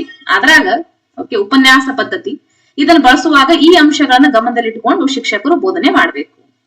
ವಿದ್ಯಾರ್ಥಿಗಳ ವಯಸ್ಸು, ಮಾನಸಿಕ ಮಟ್ಟ, ಆಸಕ್ತಿ ಇತ್ಯಾದಿಗಳನ್ನ ಗಣನೆಗೆ ತೆಗೆದುಕೊಂಡು ಬೋಧಿಸ್ಬೇಕ್ರಿ. ಚಿಕ್ಕ ಮಕ್ಕಳಿಗೆ ನಾವು ಹೆಂಗ್ ಬೋಧಿಸ್ಬೇಕು, ದೊಡ್ಡವರಿಗೆ ಹೆಂಗ್ ಬೋಧಿಸ್ಬೇಕು, ಇವೆಲ್ಲ ಗಮನದಲ್ಲಿ ಇಟ್ಕೋಬೇಕು. ಇದನ್ನ ಚಾಕ್ ಅಂಡ್ ಟಾಕ್ ಪದ್ಧತಿ ಅಂದ್ರೆ ಕಪ್ಪು ಹಲಗೆ ಮೇಲೆ ಏನಾದ್ರೂ ಒಂದ್ ಸ್ವಲ್ಪ ಬರೆದು ಅದರ ಬಗ್ಗೆ ವಿವರಣೆಯನ್ನ ಕೊಡುವಂತದ್ದು. ಶಿಕ್ಷಕರು ಸ್ಪಷ್ಟ ಉಚ್ಚಾರಣೆ ಇರ್ಬೇಕ್ರಿ, ತರ್ಕಬದ್ಧ ವಿವರಣೆ, ಸುಸಂಬದ್ಧ ವ್ಯಾಖ್ಯಾನಗಳ ಕಡೆಗೆ ಗಮನ ಕೊಟ್ಟು ಬೋಧಿಸಬೇಕು. ಶಿಕ್ಷಕ ಆಗಾಗ ಸ್ಥಳ ಬದಲಾವಣೆ ಮಾಡುತ್ತಾ, ಇಲ್ಲಿ ನೋಡ್ರಿ ಹಾವಭಾವ, ಸ್ಥಳ ಬದಲಾವಣೆ ಮಾಡುತ್ತಾ ಹಾವಭಾವಗಳೊಂದಿಗೆ ತಿಳಿಹಾಸ್ಯವನ್ನ ಬೆರೆಸಿ ಬೋಧಿಸಬೇಕು. ಮೊನ್ನೆನೆ ಹೇಳಿನಿ ಉಪನ್ಯಾಸ ವಿಧಾನದಲ್ಲಿ ಓಕೆ ಅಂತ್ಯ ಒಳಗ ಶಿಕ್ಷಕರು ಪ್ರಶ್ನೆಗಳನ್ನ ವಿದ್ಯಾರ್ಥಿಗಳಿಂದ ಕೇಳಕ್ ಅವಕಾಶ ಕೊಡ್ಬೇಕು. ಎನಿ ಡೌಟ್ ಅಂತ ಕೇಳ್ತೀರಿ, ಎಸ್ ಡೌಟ್ ಇದೆ ಓಕೆ, ಅವಾಗ ಆ ವಿದ್ಯಾರ್ಥಿಗಳು ಡೌಟ್ ಅನ್ನ ಹೇಳ್ತಾರೆ, ನೀವು ಆ ಡೌಟ್ ಅನ್ನ ಸಾಲ್ವ್ ಮಾಡ್ಬೇಕಾಗತ್ರಿ. ಬೋಧನೆಯಲ್ಲಿ ಯೋಜನಾ ಪದ್ಧತಿಯನ್ನ ಪರಿಚಯಿಸಿದವರು ಪ್ರೊಬೆಲ್ರಿ, Kilpatrick, H Parkhurst and Dalton. ನೋಡಿ ಇಲ್ಲಿ ಏನ್ ಗೊತ್ತಾ, ಇಲ್ಲಿ ಕಿಲ್ ಪ್ಯಾಟ್ರಿಕ್ ಅವರು ಹೆಸರಿಲ್ರಿ ವಿದ್ಯಾರ್ಥಿಗಳೇ. ಇಲ್ಲಿ ನೋಡಿ, ಇಲ್ಲಿ ಕಿಲ್ ಪ್ಯಾಟ್ರಿಕ್ ಅವರ ಹೆಸರಿಲ್ಲ, ಇದು ಸಾರಿ ಜಾನ್ ಡೂಯಿರ್ ಅವರ ಹೆಸರಿಲ್ಲ, ಕಿಲ್ ಪ್ಯಾಟ್ರಿಕ್ ಅವರ ಹೆಸರಿದೆ ಅಲ್ವಾ. ಬೋಧನೆಯಲ್ಲಿ ಯೋಜನಾ ಪದ್ಧತಿಯನ್ನ ಪರಿಚಯಿಸಿದವರು. ಇಲ್ಲಿ ಜಾನ್ ಡೂಯಿರ್ ಅವರ ಹೆಸರಿಲ್ಲ ಅಂತ ಹೇಳಿ ನಾವು ಕಿಲ್ ಪ್ಯಾಟ್ರಿಕ್ ಅವ್ರನ್ನ ರೈಟ್ ಹಾಕ್ಬೇಕು. ಇಫ್ ಅಲ್ಲಿ ಜಾನ್ ಡೂಯಿ ಅವ್ರ ಹೆಸರಿತ್ತಂದ್ರೆ ಅವ್ರನ್ನ ನೀವು ಆನ್ಸರ್ ಹಾಕ್ಬೇಕು. ಯಾಕಂದ್ರೆ ಪರಿಚಯ ಮಾಡಿದವರು ಜಾನ್ ಡೂಯಿರ್ ಅವರು ಅಲ್ವಾ, ಪರಿಚಯ ಮಾಡಿದವರು ಜಾನ್ ಡೂಯಿರ್ ಅವರು, ಅವ್ರ ಹೆಸರೇ ಇಲ್ಲ, ಸೊ ನೀವು ಅದನ್ನ ಹಾಕ್ರಿ ಪರಿಚಯಿಸಿದವರು ಅಂತ. ಒಬ್ಬ ಶಿಕ್ಷಕನು ಬೋಧನೆಗಾಗಿ ಈ ಕೆಳಗಿನ ಯಾವ ತಂತ್ರಗಳನ್ನ ಬಳಸುತ್ತಾರೆ? ಬೋಧನೆ ಮಾಡ್ಬೇಕಾಗಿತ್ರಿ ನಿಮಗ, ಇದ್ರಾಗ ನೀವು ಒಂದು ತಂತ್ರವನ್ನ ಬಳಸ್ತೀರಿ. ಯಾವ ತಂತ್ರವನ್ನ ಒಂದಲ್ಲ ಬಹಳಷ್ಟು ಅದಾವ, ಆಪ್ಷನ್ಸ್ ಅದಾವ, ನೀವು ಯಾವ ತಂತ್ರ ಬಳಸ್ತೀರಿ ನೋಡ್ಕೋರಿ. 4 ಅದಾವ. ಉಪನ್ಯಾಸರಿ, ಪರಸ್ಪರ ವಿಚಾರ ವಿನಿಮಯ ಮಾದರಿಯ ಉಪನ್ಯಾಸ, ತಂಡ ಕಾರ್ಯ, ಸ್ವ ಅಧ್ಯಯನ. ಒಬ್ಬ ಶಿಕ್ಷಕನು ಬೋಧನೆಗಾಗಿ ಯಾವ ತಂತ್ರಗಳನ್ನ ಬಳಸ್ತಾರೆ ಅಂದ್ರೆ ಡೆಫಿನೆಟ್ ಆಗಿ ಉಪನ್ಯಾಸ, ಪರಸ್ಪರ ವಿಚಾರ ವಿನಿಮಯ ಮಾದರಿ ಉಪನ್ಯಾಸ ಮಾಡೋದ್ರಿ, ಅಂಡ್ ತಂಡ ಕಾರ್ಯ ಅಲ್ವಾ, ಗುಂಪೊಳಗ್ ಚರ್ಚೆ ಮಾಡೋದು. ಸ್ವ ಅಧ್ಯಯನ ಇದು ಉಪನ್ಯಾಸದೊಳಗೆ ಬರುದೇ ಇಲ್ಲ. ನೀವ್ ಸೆಲ್ಫ್ ಸ್ಟಡಿ ಮಾಡ್ಕೊಂಡ್ರೆ ಅದ್ ಹೆಂಗ್ ಉಪನ್ಯಾಸ ಆಗ್ತದ? ನಿಮ್ ಪಾಡಿಗೆ ನೀವು ಓದ್ಕೋರಪ್ಪ, ಅದು ಆಗೋದಿಲ್ರಿ. ಸೊ ABC ಮಾತ್ರ ನೆನಪಿರ್ಲಿ. ಈ ಕೆಳಗಿನ ಯಾವ ಬೋಧನಾ ವಿಧಾನದಲ್ಲಿ ಕಲಿಕಾರ್ಥಿಯ ಭಾಗವಹಿಸುವಿಕೆಯನ್ನ ಸೂಕ್ತ ರೀತಿಯಲ್ಲಿ ಹಾಗೂ ಪೂರ್ವಭಾವಿಯಾಗಿ ಮಾಡಲಾಗುವುದು? ಡೆಫಿನೆಟ್ ಆಗಿ ಯೋಜನಾ ಪದ್ಧತಿ. ಎಲ್ಲರೂ ಕೂಡ ಚರ್ಚಾ ಪದ್ಧತಿ ಅಂತ ಹಾಕಿದ್ರಿ. ನೋಡ್ರಿ, ಈ ಕೆಳಗಿನ ಯಾವ ಬೋಧನಾ ವಿಧಾನದಲ್ಲಿ ಕಲಿಕಾರ್ಥಿಯ ಭಾಗವಹಿಸುವಿಕೆಯನ್ನ ಸೂಕ್ತ ರೀತಿಯಲ್ಲಿ ಹಾಗೂ ಪೂರ್ವಭಾವಿಯಾಗಿ ಪೂರ್ವಭಾವಿ ನೋಡ್ರಿ, ಚರ್ಚಾ ಪದ್ಧತಿಯನ್ನು ನೀವು ಪೂರ್ವಭಾವಿಯಾಗಿ ಮಾಡಕ್ ಆಗಂಗಿಲ್ಲ ನಿಮಗ ಅಲ್ವಾ. ಬಟ್ ಯೋಜನೆಯನ್ನ ನೀವು ಮುಂಚಿತವಾಗಿನೇ ರೂಪಿಸಬಹುದು. ನೀವು ಸ್ವಲ್ಪ ವಿಚಾರ ಮಾಡಿ ಆನ್ಸರ್ ಹಾಕಬಹುದಾಗಿತ್ತು ಅಲ್ಲ. ಎಸ್ ರೀ, ಪೂರ್ವಭಾವಿಯಾಗಿ ಮಾಡ್ಲಾಗುವುದು ಯಾವ್ದನ್ನ? ಯೋಜನಾ ಪದ್ಧತಿ ಅಲ್ವಾ. ಎಸ್, ಸೊ ಯೋಜನಾ ಪದ್ಧತಿ ಆನ್ಸರ್ ಆಗ್ತದೆ. ಇನ್ನೊಮ್ಮೆ ಕ್ವಶನ್ ನೋಡ್ಕೋರಿ. ಈ ಕೆಳಗಿನ ಯಾವ ಬೋಧನಾ ವಿಧಾನದಲ್ಲಿ ಕಲಿಕಾರ್ಥಿಯ ಭಾಗವಹಿಸುವಿಕೆಯನ್ನ ಸೂಕ್ತ ರೀತಿಯಲ್ಲಿ ಹಾಗೂ ಪೂರ್ವಭಾವಿಯಾಗಿ ಚರ್ಚಾ ಪದ್ಧತಿ ಒಳಗ್ ಪೂರ್ವಭಾವಿ ನಡೆಯಂಗಿಲ್ಲ. ಬಜ್ರಿ, ಬ್ರೈನ್ ಸ್ಟ್ರಾಮಿಂಗ್ ಇವೆಲ್ಲಾನು ಇಲ್ಲ. ಯೋಜನಾ ಪದ್ಧತಿ ಒಳಗ್ ಮೊದಲನೇದಾಗಿ ನಾವು ಪ್ಲಾನ್ ಮಾಡ್ತೀವಿ. ಓಕೆ, ಸೊ ಆ ಒಂದು ವಿಚಾರದ ಮೇಲೆ ಈ ಆನ್ಸರು ಯೋಜನಾ ಪದ್ಧತಿ ಆಗತ್ತೆ. ಯಾವ ಹೇಳಿಕೆ ಸರಿ ಇಲ್ಲ? ಹೇಳಿಕೆ 4 ಇದಾವ್ರಿ, ಒಂದು ಸರಿ ಇಲ್ಲ. ಉಪನ್ಯಾಸ ಪದ್ಧತಿಯಿಂದ ತಾರ್ಕಿಕತೆಯನ್ನ ಬೆಳೆಸುವುದು, ಉಪನ್ಯಾಸ ಪದ್ಧತಿಯಿಂದ ಜ್ಞಾನವನ್ನ ಅಭಿವೃದ್ಧಿಪಡಿಸಬಹುದು, ಉಪನ್ಯಾಸ ಪದ್ಧತಿ ವಿವೇಕ ಮುಖ ಪ್ರಕ್ರಿಯೆಯಾಗಿದೆ, ಉಪನ್ಯಾಸ ಪದ್ಧತಿಯಲ್ಲಿ ವಿದ್ಯಾರ್ಥಿಗಳು ನಿಷ್ಕ್ರಿಯರಾಗಿರುವವರು. ಯಾವ ಹೇಳಿಕೆ ಸರಿ ಇಲ್ಲ ಅಂತ ಇದೆ? ಆಪ್ಷನ್ ಏನ? ಎಕ್ಸಾಕ್ಟ್ಲಿ, ಉಪನ್ಯಾಸ ಪದ್ಧತಿಯಿಂದ ತಾರ್ಕಿಕತೆಯನ್ನ ಬೆಳೆಸುವುದು ತಪ್ಪಾಗ್ತದೆ. ರೈಟ್ ರೀ, 3 ಕೂಡ ಸರಿ ಇದೆ ನೋಡ್ಕೊರಿ. ಉಪನ್ಯಾಸ ಪದ್ಧತಿಯಿಂದ ನಿಮಗೆ ಐಡಿಯಾ ಐತಿ. ಇದು ಆಪ್ಷನ್ ಡಿ ಹಾಕಕತ್ತಿರಲ್ಲ, ಇದು ತಪ್ಪಾಗ್ತದ್ರಿ. ಉಪನ್ಯಾಸ ಪದ್ಧತಿಯಲ್ಲಿ ವಿದ್ಯಾರ್ಥಿಗಳು ನಿಷ್ಕ್ರಿಯರಾಗಿರು. ಎಸ್ ರೀ, ಉಪನ್ಯಾಸ ಪದ್ಧತಿಯಿಂದ ಟೀಚರ್ ಸಕ್ರಿಯ ಆಗಿರ್ತಾರಲ್ಲಿ, ಸ್ಟೂಡೆಂಟ್ ಸುಮ್ ಕೂತ್ ಕೇಳೋದಲ್ಲ. ಮತ್ತಿದು ಹೆಂಗ ಆಗೋದಿಲ್ಲ? ಸರಿ ಇಲ್ಲ ಅಂತ ಕೇಳತ್ತೀವಿ ನಾವು. ಓಕೆ, ಸರಿ ಇದೆ ಇದು ಅಲ್ವಾ. ಯಾಕಂದ್ರ ಟೀಚರ್ ಒಬ್ರೇ ಪಾಠ ಮಾಡ್ತಿರ್ತಾರ, ಮಕ್ಕಳು ಸುಮ್ ಕೂತ್ ಕೇಳೋದು ಉಪನ್ಯಾಸ ಪದ್ಧತಿ. ಸೊ ಟೀಚರ್ ಇಲ್ಲಿ ಇಲ್ಲಿ ನಿಷ್ಕ್ರಿಯರಾಗಿರ್ತಾರ್ರಿ. ಉಪನ್ಯಾಸ ಪದ್ಧತಿ ವಿವೇಕ ಮುಖ ಪ್ರಕ್ರಿಯೆಗೆ, ಹೌದು, ಜಾಣ್ಮೆಯಿಂದ ವಿವೇಕದಿಂದ ಅವರು ಪಾಠ ಮಾಡೋದು ಸರಿ ಇದೆ. ಇದು ಉಪನ್ಯಾಸ ಪದ್ಧತಿಯಿಂದ ಜ್ಞಾನವನ್ನು ಅಭಿವೃದ್ಧಿ ಪಡಿಸಬಹುದು, ಟ್ರೂ ಇದೆ. ಓಕೆ, ಉನ್ನತ ಶಿಕ್ಷಣದಲ್ಲಿ ಆಗ್ತದೆ. ಸರಿ ಇಲ್ಲ ಆಪ್ಷನ್ 1, ಉಪನ್ಯಾಸ ತಾರ್ಕಿಕತೆಯನ್ನ ಬೆಳೆಸೋದು. ಓಕೆ, ಇದು ಆಗೋದಿಲ್ರಿ. ಆಪ್ಷನ್ 1 ಇಲ್ಲಿ ಸರಿಯಾದಂತ ಉತ್ತರ. ತಾರ್ಕಿಕತೆಯನ್ನ ಅವೆಲ್ಲಾನು ಕೂಡ ಸಮಸ್ಯಾ ಪರಿಹಾರ ಪದ್ಧತಿ ಅಲ್ವಾ.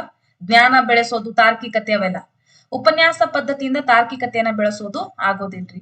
CV ಗುಡ್ ರವರು ಒಂದು ವ್ಯಾಖ್ಯವನ್ನ ಕೊಡ್ತಾರೆ. ಪರಿಹಾರವನ್ನ ಬಯಸುವ ಆಹ್ವಾನವನ್ನು ರೂಪಿಸಿ ಕಲಿಕೆಯನ್ನ ಪ್ರೋತ್ಸಾಹಿಸುವ ಕ್ರಮವೇ ಸಮಸ್ಯೆ ಆಧಾರಿತ ಕಲಿಕೆಯಾಗಿದೆ. ಸಮಸ್ಯಾ ಪರಿಹಾರ ವಿಧಾನದ ಅನುಕೂಲಗಳು ಅಂತ ಇದೆ. ಓಕೆ, ಇತಿಹಾಸದ ಎಲ್ಲಾ ಪಠ್ಯ ವಿಷಯಗಳಿಗೆ ಅನ್ವಯಿಸುವುದು ಕಷ್ಟ. ಕೆಲವು ಅರ್ಥಹೀನ ಸಮಸ್ಯೆಗಳಿಂದ ಅರ್ಥಹೀನ ಪರಿಹಾರಗಳು ಕಂಡು ಬರಬಹುದ್ರಿ. ಮಾನಸಿಕ ಮಟ್ಟಕ್ಕನುಗುಣವಾಗಿ ಸಮಸ್ಯೆ ನೀಡಿದ್ರೆ ವಿದ್ಯಾರ್ಥಿಗಳಿಗೆ ಕಠಿಣವಾಗ್ತದ. ಅಂದ್ರ ಅವ್ರಿಗೆ ಮಾನಸಿಕ ಮಟ್ಟವನ್ನ ಗುಣಮಟ್ಟವಲ್ಲದ ಅಂದ್ರ ಮಾನಸಿಕ ಮಟ್ಟಕ್ಕನುಗುಣವಲ್ಲದ ಅಂದ್ರೆ ಈ ವಿದ್ಯಾರ್ಥಿಗಳ ಮಾನಸಿಕ ಮಟ್ಟ ಸ್ವಲ್ಪ ಇರ್ತದ, ನಾವು ಬಹಳ ಅತಿ ಹೈಯರ್ ಲೆವೆಲ್ಗೆ ಅವ್ರಿಗೆ ಪ್ರಶ್ನೆಗಳನ್ನ ಕೇಳಿದ್ರು ಅದು ಅವ್ರಿಗೆ ಕಠಿಣ ಆಗ್ತದ್ರಿ. ಈ ವಿಧಾನ ಪ್ರಾಥಮಿಕ ಹಂತದ ಶಿಕ್ಷಣದಲ್ಲಿ ಸೂಕ್ತವಲ್ಲ. ಅಂದ್ರ ಸಮಸ್ಯಾ ಪರಿಹಾರ ವಿಧಾನ ಪ್ರಾಥಮಿಕ ಶಿಕ್ಷಣ ಹಂತದಲ್ಲಿ ಅಷ್ಟೊಂದು ಸೂಕ್ತ ವಿಧಾನವಲ್ಲ.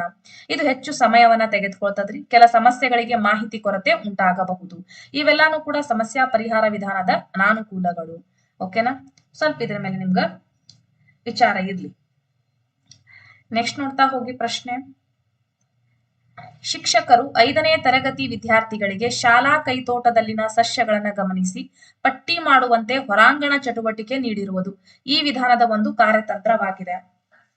ಇವ ತಮಾಷೆ ಮಾಡಾತಾರ ಬಹಳಷ್ಟು ಜನ, ನಾ ಇದ್ರೆ ಪಾಠ ಮಾಡಾತೀನಿ, ಇರ್ಲಿ. ಅಟ್ಲೀಸ್ಟ್ 1-2 ಕ್ಲಾಸ್ ಆದ್ರೂ ಆಗ್ಬೇಕು. ಶಿಕ್ಷಕರು 5ನೇ ತರಗತಿ ವಿದ್ಯಾರ್ಥಿಗಳಿಗೆ ಶಾಲಾ ಕೈತೋಟದಲ್ಲಿನ ಸಸ್ಯಗಳನ್ನ ಗಮನಿಸಿ ಪಟ್ಟಿ ಮಾಡುವಂತೆ ಹೊರಾಂಗಣ ಚಟುವಟಿಕೆ. ಡೆಫಿನೆಟ್ಲಿ ಇದು ವೀಕ್ಷಣೆ. ಚರ್ಚೆ, ಕಥನ, ಪ್ರಯೋಗ ಏನು ಆಗಂಗಿಲ್ರಿ. ಡೆಫಿನೆಟ್ಲಿ ವೀಕ್ಷಣೆ ಅಲ್ವಾ? ನೋಡ್ದಾಗೆ ತಾನೇ ಮಕ್ಕಳು ಏನ್ ಮಾಡ್ತಾರ್ರಿ, ಟಿಪ್ಪಣಿ ಮಾಡಬಹುದು, ನೋಡಿ ಅನಾಲಿಸಿಸ್ ಮಾಡಿ. ಓಕೆ, ವೀಕ್ಷಣೆ ರೀ. ವೀಕ್ಷಣಾ ವಿಧಾನದ ಸಾಧನ ತಂತ್ರಗಳು ಅಂತ ಇದೆ. ಸೊ ನೋಡ್ತಾ ಹೋಗಿ. ಅಂದ್ರೆ ವೀಕ್ಷಣಾ ವಿಧಾನದಕ್ಕೆ ರಿಲೇಟೆಡ್ ಆಗಿ ಕೆಲವು ತಂತ್ರಗಳು ಯಾವ್ಯಾವ್ದ್ರಿ? ಮೊದಲನೇದಾಗಿ ಶೈಕ್ಷಣಿಕ ಕ್ಷೇತ್ರ ಪ್ರವಾಸ, 2ನೇದು ಸಮುದಾಯ ಸಮೀಕ್ಷೆ ರೀ, 3ನೇದು ಸಮುದಾಯ ಸೇವಾ ಯೋಜನೆಗಳು. ಇವು 3 ಏನಪ್ಪಾ ಅಂದ್ರ ವೀಕ್ಷಣಾ ವಿಧಾನದ ಸಾಧನಗಳು ಅಥವಾ ತಂತ್ರಗಳು. ವೀಕ್ಷಣಾ ವಿಧಾನದ ಸಾಧನಗಳು ಅಥವಾ ತಂತ್ರಗಳು. ಶೈಕ್ಷಣಿಕ ಕ್ಷೇತ್ರ ಪ್ರವಾಸ, ಇದನ್ನ ಬಿಡಿಸಿ ನೋಡ್ರಿ. ಓಕೆ, ಶೈಕ್ಷಣಿಕ ಕ್ಷೇತ್ರ ಪ್ರವಾಸ ಇದನ್ನ ಬಿಡಿಸಿದೀನಿ. ಹಿಂಗಂದ್ರೆ ಏನು? ಪ್ರಮುಖ ಸ್ಥಳಗಳು ಮತ್ತು ವಸ್ತುಗಳ ವೀಕ್ಷಣೆಗೆ ಭೇಟಿ ನೀಡಿ ಮಾಹಿತಿಯನ್ನ ಸಂಗ್ರಹಿಸುವುದಾಗಿದೆ. ವಿದ್ಯಾರ್ಥಿಗಳನ್ನ ಯಾವುದಾದ್ರೂ ಒಂದು ಘಟಕ ವಿಧಾನದಲ್ಲಿ ತೊಡಗಿಸಲು, ವಿಷಯಕ್ಕೆ ಅಂತಿಮ ತೀರ್ಮಾನ ಮಾಡಲು ಅಥವಾ ಸಾಮಾನ್ಯೀಕರಣಗೊಳಿಸಲು ಶೈಕ್ಷಣಿಕ ಪ್ರವಾಸ ಸಹಕಾರಿ ಆಗಿರುವಂತದ್ದು. ವೀಕ್ಷಣಾ ಕಲಿಕೆಯನ್ನ ಪ್ರತಿಪಾದಿಸಿದವರು ಆಲ್ಬರ್ಟ್ ಬಂಡೂರಾರವರು. ವೀಕ್ಷಣಾ ಕಲಿಕೆಯನ್ನ ಪ್ರತಿಪಾದಿಸಿದವರು ಯಾರು ಅಂತ ಕೇಳಿದ್ರೆ ಆಲ್ಬರ್ಟ್ ಬಂಡೂರಾರಿ. ಮನೋವಿಜ್ಞಾನದಲ್ಲಿ ವೀಕ್ಷಣಾ ವಿಧಾನವನ್ನು ಹೆಚ್ಚು ಪ್ರಚಾರ ಪಡಿಸಿದವರು ಯಾರು ಅಂದ್ರ ಅಮೆರಿಕದ ಮನೋವಿಜ್ಞಾನಿ ಜೆ.ಬಿ. ವ್ಯಾಟ್ಸನ್ ರೀ. ವೀಕ್ಷಣಾ ವಿಧಾನದ ಪ್ರತಿಪಾದಕ ಅಂತಾನು ಕೂಡ ಕರಿತೀವಿ, ಜೆ.ಬಿ. ವ್ಯಾಟ್ಸನ್. ಡೆಫಿನೆಟ್ ಆಗಿ ಓಕೆ, ಇಷ್ಟು ಸ್ವಲ್ಪ ನೆನ್ಪಿಟ್ಕೋರಿ. ವೀಕ್ಷಣಾ ವಿಧಾನದಲ್ಲಿ ಶೈಕ್ಷಣಿಕ ಕ್ಷೇತ್ರ ಪ್ರವಾಸ, ಸಮುದಾಯ ಸಮೀಕ್ಷೆ, ಸಮುದಾಯ ಸೇವಾ ಯೋಜನೆಗಳು 3 ತಂತ್ರಗಳಾಗ್ತಾವ್ರಿ ವೀಕ್ಷಣಾ ವಿಧಾನದಲ್ಲಿ. ಯೋಜನಾ ವಿಧಾನ ಇದನ್ನ ಬೆಳೆಸುತ್ತದೆ. ಕಾಯಕ ಗೌರವ, ಸಾಮಾಜಿಕ ಶಿಸ್ತು ಮತ್ತು ಸಹಕಾರ ಮನೋಭಾವನೆ. ಯೋಜನಾ ವಿಧಾನ ಜೆ.ಬಿ. ವ್ಯಾಟ್ಸನ್ ರೀ ವೀಕ್ಷಣಾ ವಿಧಾನದ ಪ್ರತಿಪಾದಕ. 2 ಸರಿಯಾಗಿದೆ. ಸಿ, ಕಾಯಕ ಗೌರವ, ಸಾಮಾಜಿಕ ಮತ್ತು ಸಹಕಾರ ಮನೋಭಾವನೆ 2 ಕೂಡ ಸರಿಯಾಗಿದೆ. ಈ ಕೆಳಗಿನವುಗಳಲ್ಲಿ ಒಂದನ್ನು ಹೊರತುಪಡಿಸಿ ಉಳಿದ ಪ್ರಾಯೋಗಿಕ ಕ್ರಮಗಳನ್ನ ವ್ಯಕ್ತೀಕರಿಸಿದ ಬೋಧನೆಗೆ ಅಳವಡಿಸಿಕೊಳ್ಳಬಹುದು. ನೋಡಿ, ಒಂದನ್ನು ಬಿಟ್ಟು ಉಳಿದ ಪ್ರಾಯೋಗಿಕ ಕ್ರಮಗಳನ್ನ ವ್ಯಕ್ತೀಕರಿಸಿದ ಬೋಧನೆಗೆ ಅಳವಡಿಸಿಕೊಳ್ಳಬಹುದು. ತರಗತಿ ವಿದ್ಯಾರ್ಥಿಗಳ ಸಂಖ್ಯೆ ಎಷ್ಟು ಕಡಿಮೆ ಸಾಧ್ಯವೋ ಅಷ್ಟಕ್ಕೆ ಇಳಿಸ್ಬೇಕ್ರಿ. ವಿವಿಧ ರೀತಿಯ ನಿಯೋಜಿತ ಕಾರ್ಯಗಳನ್ನ ವಿದ್ಯಾರ್ಥಿಗಳಿಗೆ ನೀಡಬೇಕು. ಉಪನ್ಯಾಸ ವಿಧಾನವನ್ನ ಬಳಸಬಹುದು. ವಿಶೇಷ ಬೋಧನೆ ಮತ್ತು ಮಾರ್ಗದರ್ಶನವನ್ನ ಒದಗಿಸಬೇಕು.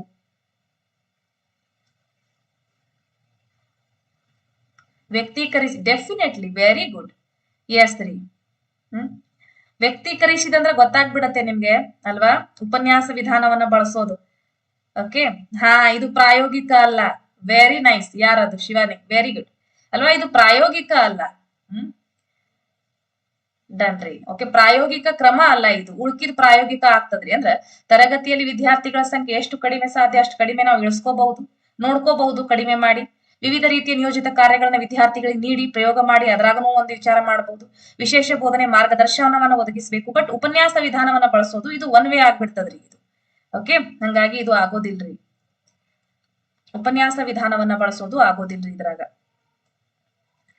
ಪರೀಕ್ಷೆ ಒಳಗ್ ನಾಳೆ ಹಂಗ ಸ್ವಲ್ಪ ಥಿಂಕ್ ಮಾಡಿ ಸಾಂಪ್ರದಾಯಿಕ ವಿಧಾನ, ಎಸ್, ಇದನ್ನು ಕೂಡ ತಿಳ್ಕೊಬಹುದು. ನೀವು ಹೆಂಗ ಅಂಡರ್ಸ್ಟ್ಯಾಂಡ್ ಮಾಡ್ಕೋತೀರಿ ನಿಮ್ ಮೇಲೆ ಡಿಪೆಂಡು.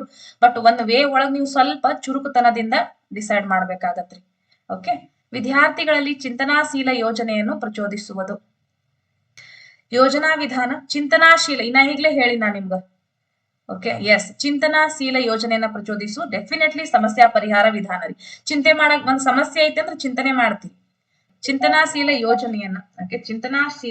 ಯೋಜನೆಯನ್ನ ಪ್ರಚೋದಿಸುವುದು ಸಮಸ್ಯಾ ಪರಿಹಾರ ವಿಧಾನ. ಇದು ಇನ್ನೊಂದು ಸ್ವಲ್ಪ ಏನಪ್ಪಾ ಅಂತಂದ್ರೆ ನಮ್ಮ ಮೈಂಡ್ಗೆ ಏನಾದ್ರೂ ಒಂದು ಸಮಸ್ಯೆ ಇತ್ತು ನಾವು ಥಿಂಕ್ ಮಾಡ್ತೀವಿ, ಡೆಫಿನೆಟ್ ಆಗಿ ಚಿಂತನಾಶೀಲ ವಿಧಾನ ಇದು ಜ್ಞಾನವನ್ನ ವೃದ್ಧಿಸ್ತದ ಮೈಂಡ್ ಒಳಗಿರ್ಲಿ.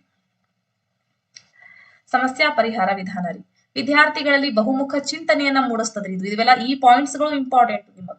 ಓಕೆ, ವಿದ್ಯಾರ್ಥಿಗಳಲ್ಲಿ ಬಹುಮುಖ ಚಿಂತನೆಯನ್ನ ಮೂಡಿಸ್ತದ್ರಿ, ವಿದ್ಯಾರ್ಥಿಗಳ ಮಾನಸಿಕ ಮಟ್ಟವನ್ನ ಉನ್ನತೀಕರಿಸ್ತದ. ಇದ್ರಾಗ ನಿಮ್ಮ ನಾಳೆ ಏನಾದ್ರೂ ಕೇಳಬಹುದು.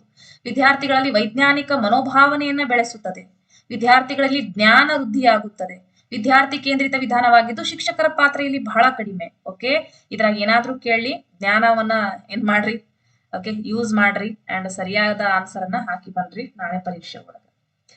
ವಿದ್ಯಾರ್ಥಿಗಳಿಗೆ ಮೌಲ್ಯ ಶಿಕ್ಷಣ ಬೋಧನೆ ಮಾಡಲು ಇದು ಒಂದು ಸೂಕ್ತವಾದ ಪ್ರತ್ಯಕ್ಷ ವಿಧಾನವಾಗಿದೆ. ವಿದ್ಯಾರ್ಥಿಗಳಿಗೆ ಮೌಲ್ಯ ಶಿಕ್ಷಣ ಬೋಧನೆ ಮಾಡಲು ಇದು ಒಂದು ಸೂಕ್ತವಾದ ಪ್ರತ್ಯಕ್ಷ ವಿಧಾನವಾಗಿದೆ. ಮೌಲ್ಯ ಶಿಕ್ಷಣ ಬೋಧನೆ ಮಾಡ್ಬೇಕಾಗೈತಿ. ಸಂಬಂಧಿಕರ ಮೂಲಕ, ಚರ್ಚೆಗಳ ಮೂಲಕ, ಸ್ನೇಹಿತರ ಮೂಲಕ, ಮಾಧ್ಯಮಗಳ ಮೂಲಕ. ಮೌಲ್ಯ ಶಿಕ್ಷಣಕ್ಕೆ ನೀವು ಸ್ನೇಹಿತರ ಮೂಲಕ ಮೌಲ್ಯ ಮಾಡಿಸ್ತೀರಾ. ಸ್ನೇಹಿತ ನಾಳೆ ಬೀಡಿ ಸಿಗರೇಟು ಅದು ಇದು ಗುಟ್ಕಾ ತಿನ್ನು ಬಾ ಅಂತಾನ, ಅಲ್ಲಿ ಏನ್ ಮೌಲ್ಯ ಸಿಗ್ತದ? ನಡಿ ದೋಸ್ತ ನಾನು ಬರ್ತೀನಿ. ಅಲ್ಲಿ ಏನು ಮೌಲ್ಯ ಕಲಿಸ್ತಾನ? ಯಪ್ಪ ಒಳ್ಳೆಯವ್ರ ಸವಾಸ ಮಾಡ್ರಿ, ಕೆಟ್ಟವ್ರ ಸವಾಸ ಮಾಡ್ಬೇಡ್ರಿ ಅಂತ ಹೇಳ್ತಾರ ತಂದೆ ತಾಯಿ, ಗೊತ್ತದಲ್ಲ ನೀವು? ಅವರು ಸಮವಯಸ್ಕರು ತಾನೆ, ಅವ್ರೇನ್ ಮೌಲ್ಯ ಹೇಳ್ತಾರ ಹೇಳ್ರಿ ನೋಡೋಣ. ನೀವೇ ಥಿಂಕ್ ಮಾಡ್ರಿ. ಬಹಳ ಜನ ಸಿ ಆನ್ಸರ್ ಹಾಕಿದ್ರಿ, ಅದಕ್ಕೆ ಹೇಳೋದು ಥಿಂಕ್ ಮಾಡ್ಬೇಕು. ನೀವು ವಿಚಾರನೆ ಮಾಡಂಗಿಲ್ಲ ಅಂದ್ರೆ ಚರ್ಚೆಗಳ ಮೂಲಕ ಅಲ್ವಾ? ಟೀಚರಪ್ಪ ನೀವು ಟೀಚರ್ ತರ ವಿಚಾರ ಮಾಡ್ರಿ. ಮೌಲ್ಯ ಶಿಕ್ಷಣ ಬೋಧನೆ ಮಾಡಲು ಇದು ಒಂದು ಸೂಕ್ತವಾದ ಪ್ರತ್ಯಕ್ಷ ವಿಧಾನವಾಗಿದೆ ಅಂದ್ರೆ ಚರ್ಚೆಗಳ ಮೂಲಕ. ಓಕೆ, ಮಾಧ್ಯಮ ಆಗ್ಬಹುದಲ್ರಿ ಮ್ಯಾಮ್, ಮಾಧ್ಯಮ ಪರೋಕ್ಷ ವಿಧಾನ ವಿದ್ಯಾರ್ಥಿಗಳೇ, ಇದು ಪ್ರತ್ಯಕ್ಷ ಅಂತ ಕೊಟ್ಟಿವಿ. ನಾನ್ ನಿಮಗ ಒಂದು ವಿಚಾರ ಮೊನ್ನೆನೂ ಹೇಳಿದ್ದೆ, ಇವತ್ತೂ ಹೇಳ್ತಾ ಇದ್ದೀನಿ.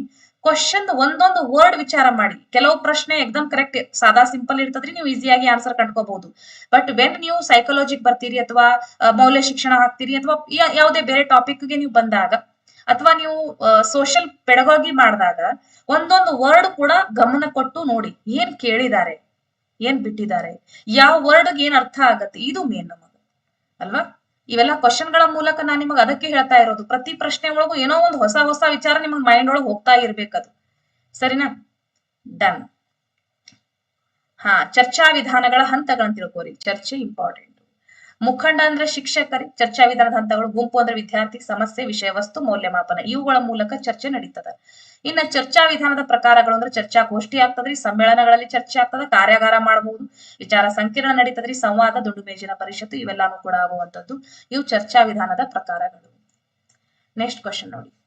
ಸಮಸ್ಯೆ ಪರಿಹಾರ ವಿಧಾನದಲ್ಲಿ ಈ ಕೆಳಕಂಡ ಯಾವ ಕ್ರಮವನ್ನ ಅನುಸರಿಸಲಾಗುತ್ತದೆ? ವಿಶ್ಲೇಷಣಾತ್ಮಕ, ಜ್ಞಾನಾತ್ಮಕ, ದೃಶ್ಯ, ಪ್ರಾತ್ಯಕ್ಷಿಕೆ. ನಾ ಪ್ರತಿ ಒಂದ್ರಾಗೂ ಹೇಳ್ತಾ ಹೋಗ್ತೀನಿ. ಸಮಸ್ಯೆ ಪರಿಹಾರ ವಿಧಾನದಲ್ಲಿ ಈ ಕೆಳಕಂಡ ಯಾವ ಕ್ರಮವನ್ನ ಅನುಸರಿಸಲಾಗ್ತದ್ರಿ? ಎಸ್, ವಿದ್ಯಾರ್ಥಿಗಳಲ್ಲಿ ಬಹುಮುಖ ಚಿಂತನೆ ಮೂಡಿಸ್ತದ, ಮಾನಸಿಕ ಮಟ್ಟ ಉನ್ನತೀಕರಿಸ್ತದ, ವೈಜ್ಞಾನಿಕ ಮನೋಭಾವನೆ ಬೆಳೆಸ್ತದ, ಜ್ಞಾನವನ್ನ ವೃದ್ಧಿ ಆಗ್ತದ, ಪ್ರಾತ್ಯಕ್ಷಿಕೆ ಅಂತ. ಸಾಂಪ್ರದಾಯಿಕ ಬೋಧನೆಗೆ ಬದಲಾಗಿ ವಿದ್ಯಾರ್ಥಿಯ ಚಟುವಟಿಕೆ ಮತ್ತು ಸ್ವಾವಲಂಬನೆಯನ್ನ ತೀವ್ರಗೊಳಿಸುವ ವಿಧಾನ. ಸಾಂಪ್ರದಾಯಿಕ ಬೋಧನೆಗೆ ಬದಲಾಗಿ ವಿದ್ಯಾರ್ಥಿಯ ಚಟುವಟಿಕೆ ಮತ್ತು ಸ್ವಾವಲಂಬನೆಯನ್ನ ತೀವ್ರಗೊಳಿಸುವ ವಿಧಾನ. ನಿಯೋಜನಾ ಕಾರ್ಯವಿಧಾನ, ಯೋಜನಾ ವಿಧಾನ, ಹ್ಯೂರಿಸ್ಟಿಕ್ ವಿಧಾನ, ಪ್ರತ್ಯಕ್ಷಿಕೆಯ ವಿಧಾನ. ಎಸ್ ರೀ, ಸಾಂಪ್ರದಾಯಿಕ ಬೋಧನೆಗೆ ಬದಲಾಗಿ ವಿದ್ಯಾರ್ಥಿ ಚಟುವಟಿಕೆ. ಎಸ್ ರೀ, ಇವಾಗ ನೋಡ್ರಿ, ಸ್ವಲ್ಪ ನೀವು ಆಕ್ಟಿವ್ ಆಗಿ ವಿಚಾರ ಮಾಡಿದ್ರೆ ಆಕ್ಟಿವಿಟಿ ನಿಮಗ್ ಕಣ್ಣಿಗೆ ಕಾಣ್ತದ ಅಲ್ಲ? ವಿದ್ಯಾರ್ಥಿ ಚಟುವಟಿಕೆ ಮತ್ತು ಸ್ವಾವಲಂಬನೆಯನ್ನ ತೀವ್ರಗೊಳಿಸುವ ವಿಧಾನ. ಎಸ್ ರೀ, ಯಾಕೋ ಬಹಳ ಅಟ್ರಾಕ್ಷನ್ ಆಗತ್ತ ನಿಮ್ಮ ಪ್ರತ್ಯಕ್ಷಿಕೆ ವಿಧಾನದೊಳಗ. ಯೋಜನಾ ವಿಧಾನ ನೋಡಿ, ವಿದ್ಯಾರ್ಥಿ ಮಾಡಿ ಕಲಿ ತತ್ವ ಚಟುವಟಿಕೆ ಕೆಳಗಿನವುಗಳಲ್ಲಿ ಯಾವುದು ಗರಿಷ್ಠ ಕಲಿಕೆಗೆ ಸಹಕಾರಿಯಾಗಿದೆ? ಸಂಜ್ಞಾ ಕಲಿಕೆ, ಪ್ರಚೋದನಾ ಪ್ರತಿಕ್ರಿಯೆ ಕಲಿಕೆ, ಸಮಸ್ಯೆ ಪರಿಹಾರ ಕಲಿಕೆ, ಸರಣಿ ಕಲಿಕೆ. ಗರಿಷ್ಠ ಕಲಿಕೆಗೆ ಸಹಕಾರಿಯಾಗಿದೆ. ಉನ್ನತ ಮಟ್ಟದ ಕಲಿಕೆ, ಗರಿಷ್ಠ ಕಲಿಕೆ, ಗ್ಯಾಗ್ನೆ ಅವ್ರು ಹೇಳಿರ್ತಾರ. ಎಸ್ ರೀ, ಸಮಸ್ಯೆ ಪರಿಹಾರ ಕಲಿಕೆ ಇದು ಉನ್ನತ ಮತ್ತು ಗರಿಷ್ಠ ಕಲಿಕೆಗೆ ಸಹಕಾರಿಯಾಗೈತ್ರಿ. Okay, done. ಗರಿಷ್ಠ ಕಲಿಕೆಗೆ ಸಹಕಾರಿಯಾಗಿದೆ. ಸಮಸ್ಯಾ ಪರಿಹಾರ ಕಲಿಕೆ ಇಂಥವು ಸ್ವಲ್ಪ ಗೊತ್ತಿರ್ಲಿ. ಓಕೆ,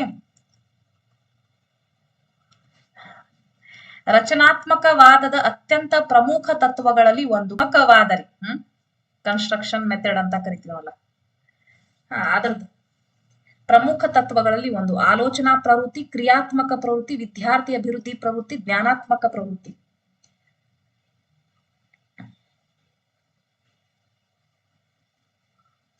ಇವಾಗ ಒಂದ್ ಮಾತು ಹೇಳ್ತೀನಿ, ಏನೇ ಇರ್ಲಿ ಓಕೆ, ಜೀವನದಾಗ ಏನೇ ಇರ್ಲಿ, ಫಸ್ಟ್ ನೀವು ಮಾಡೋದು ಏನು?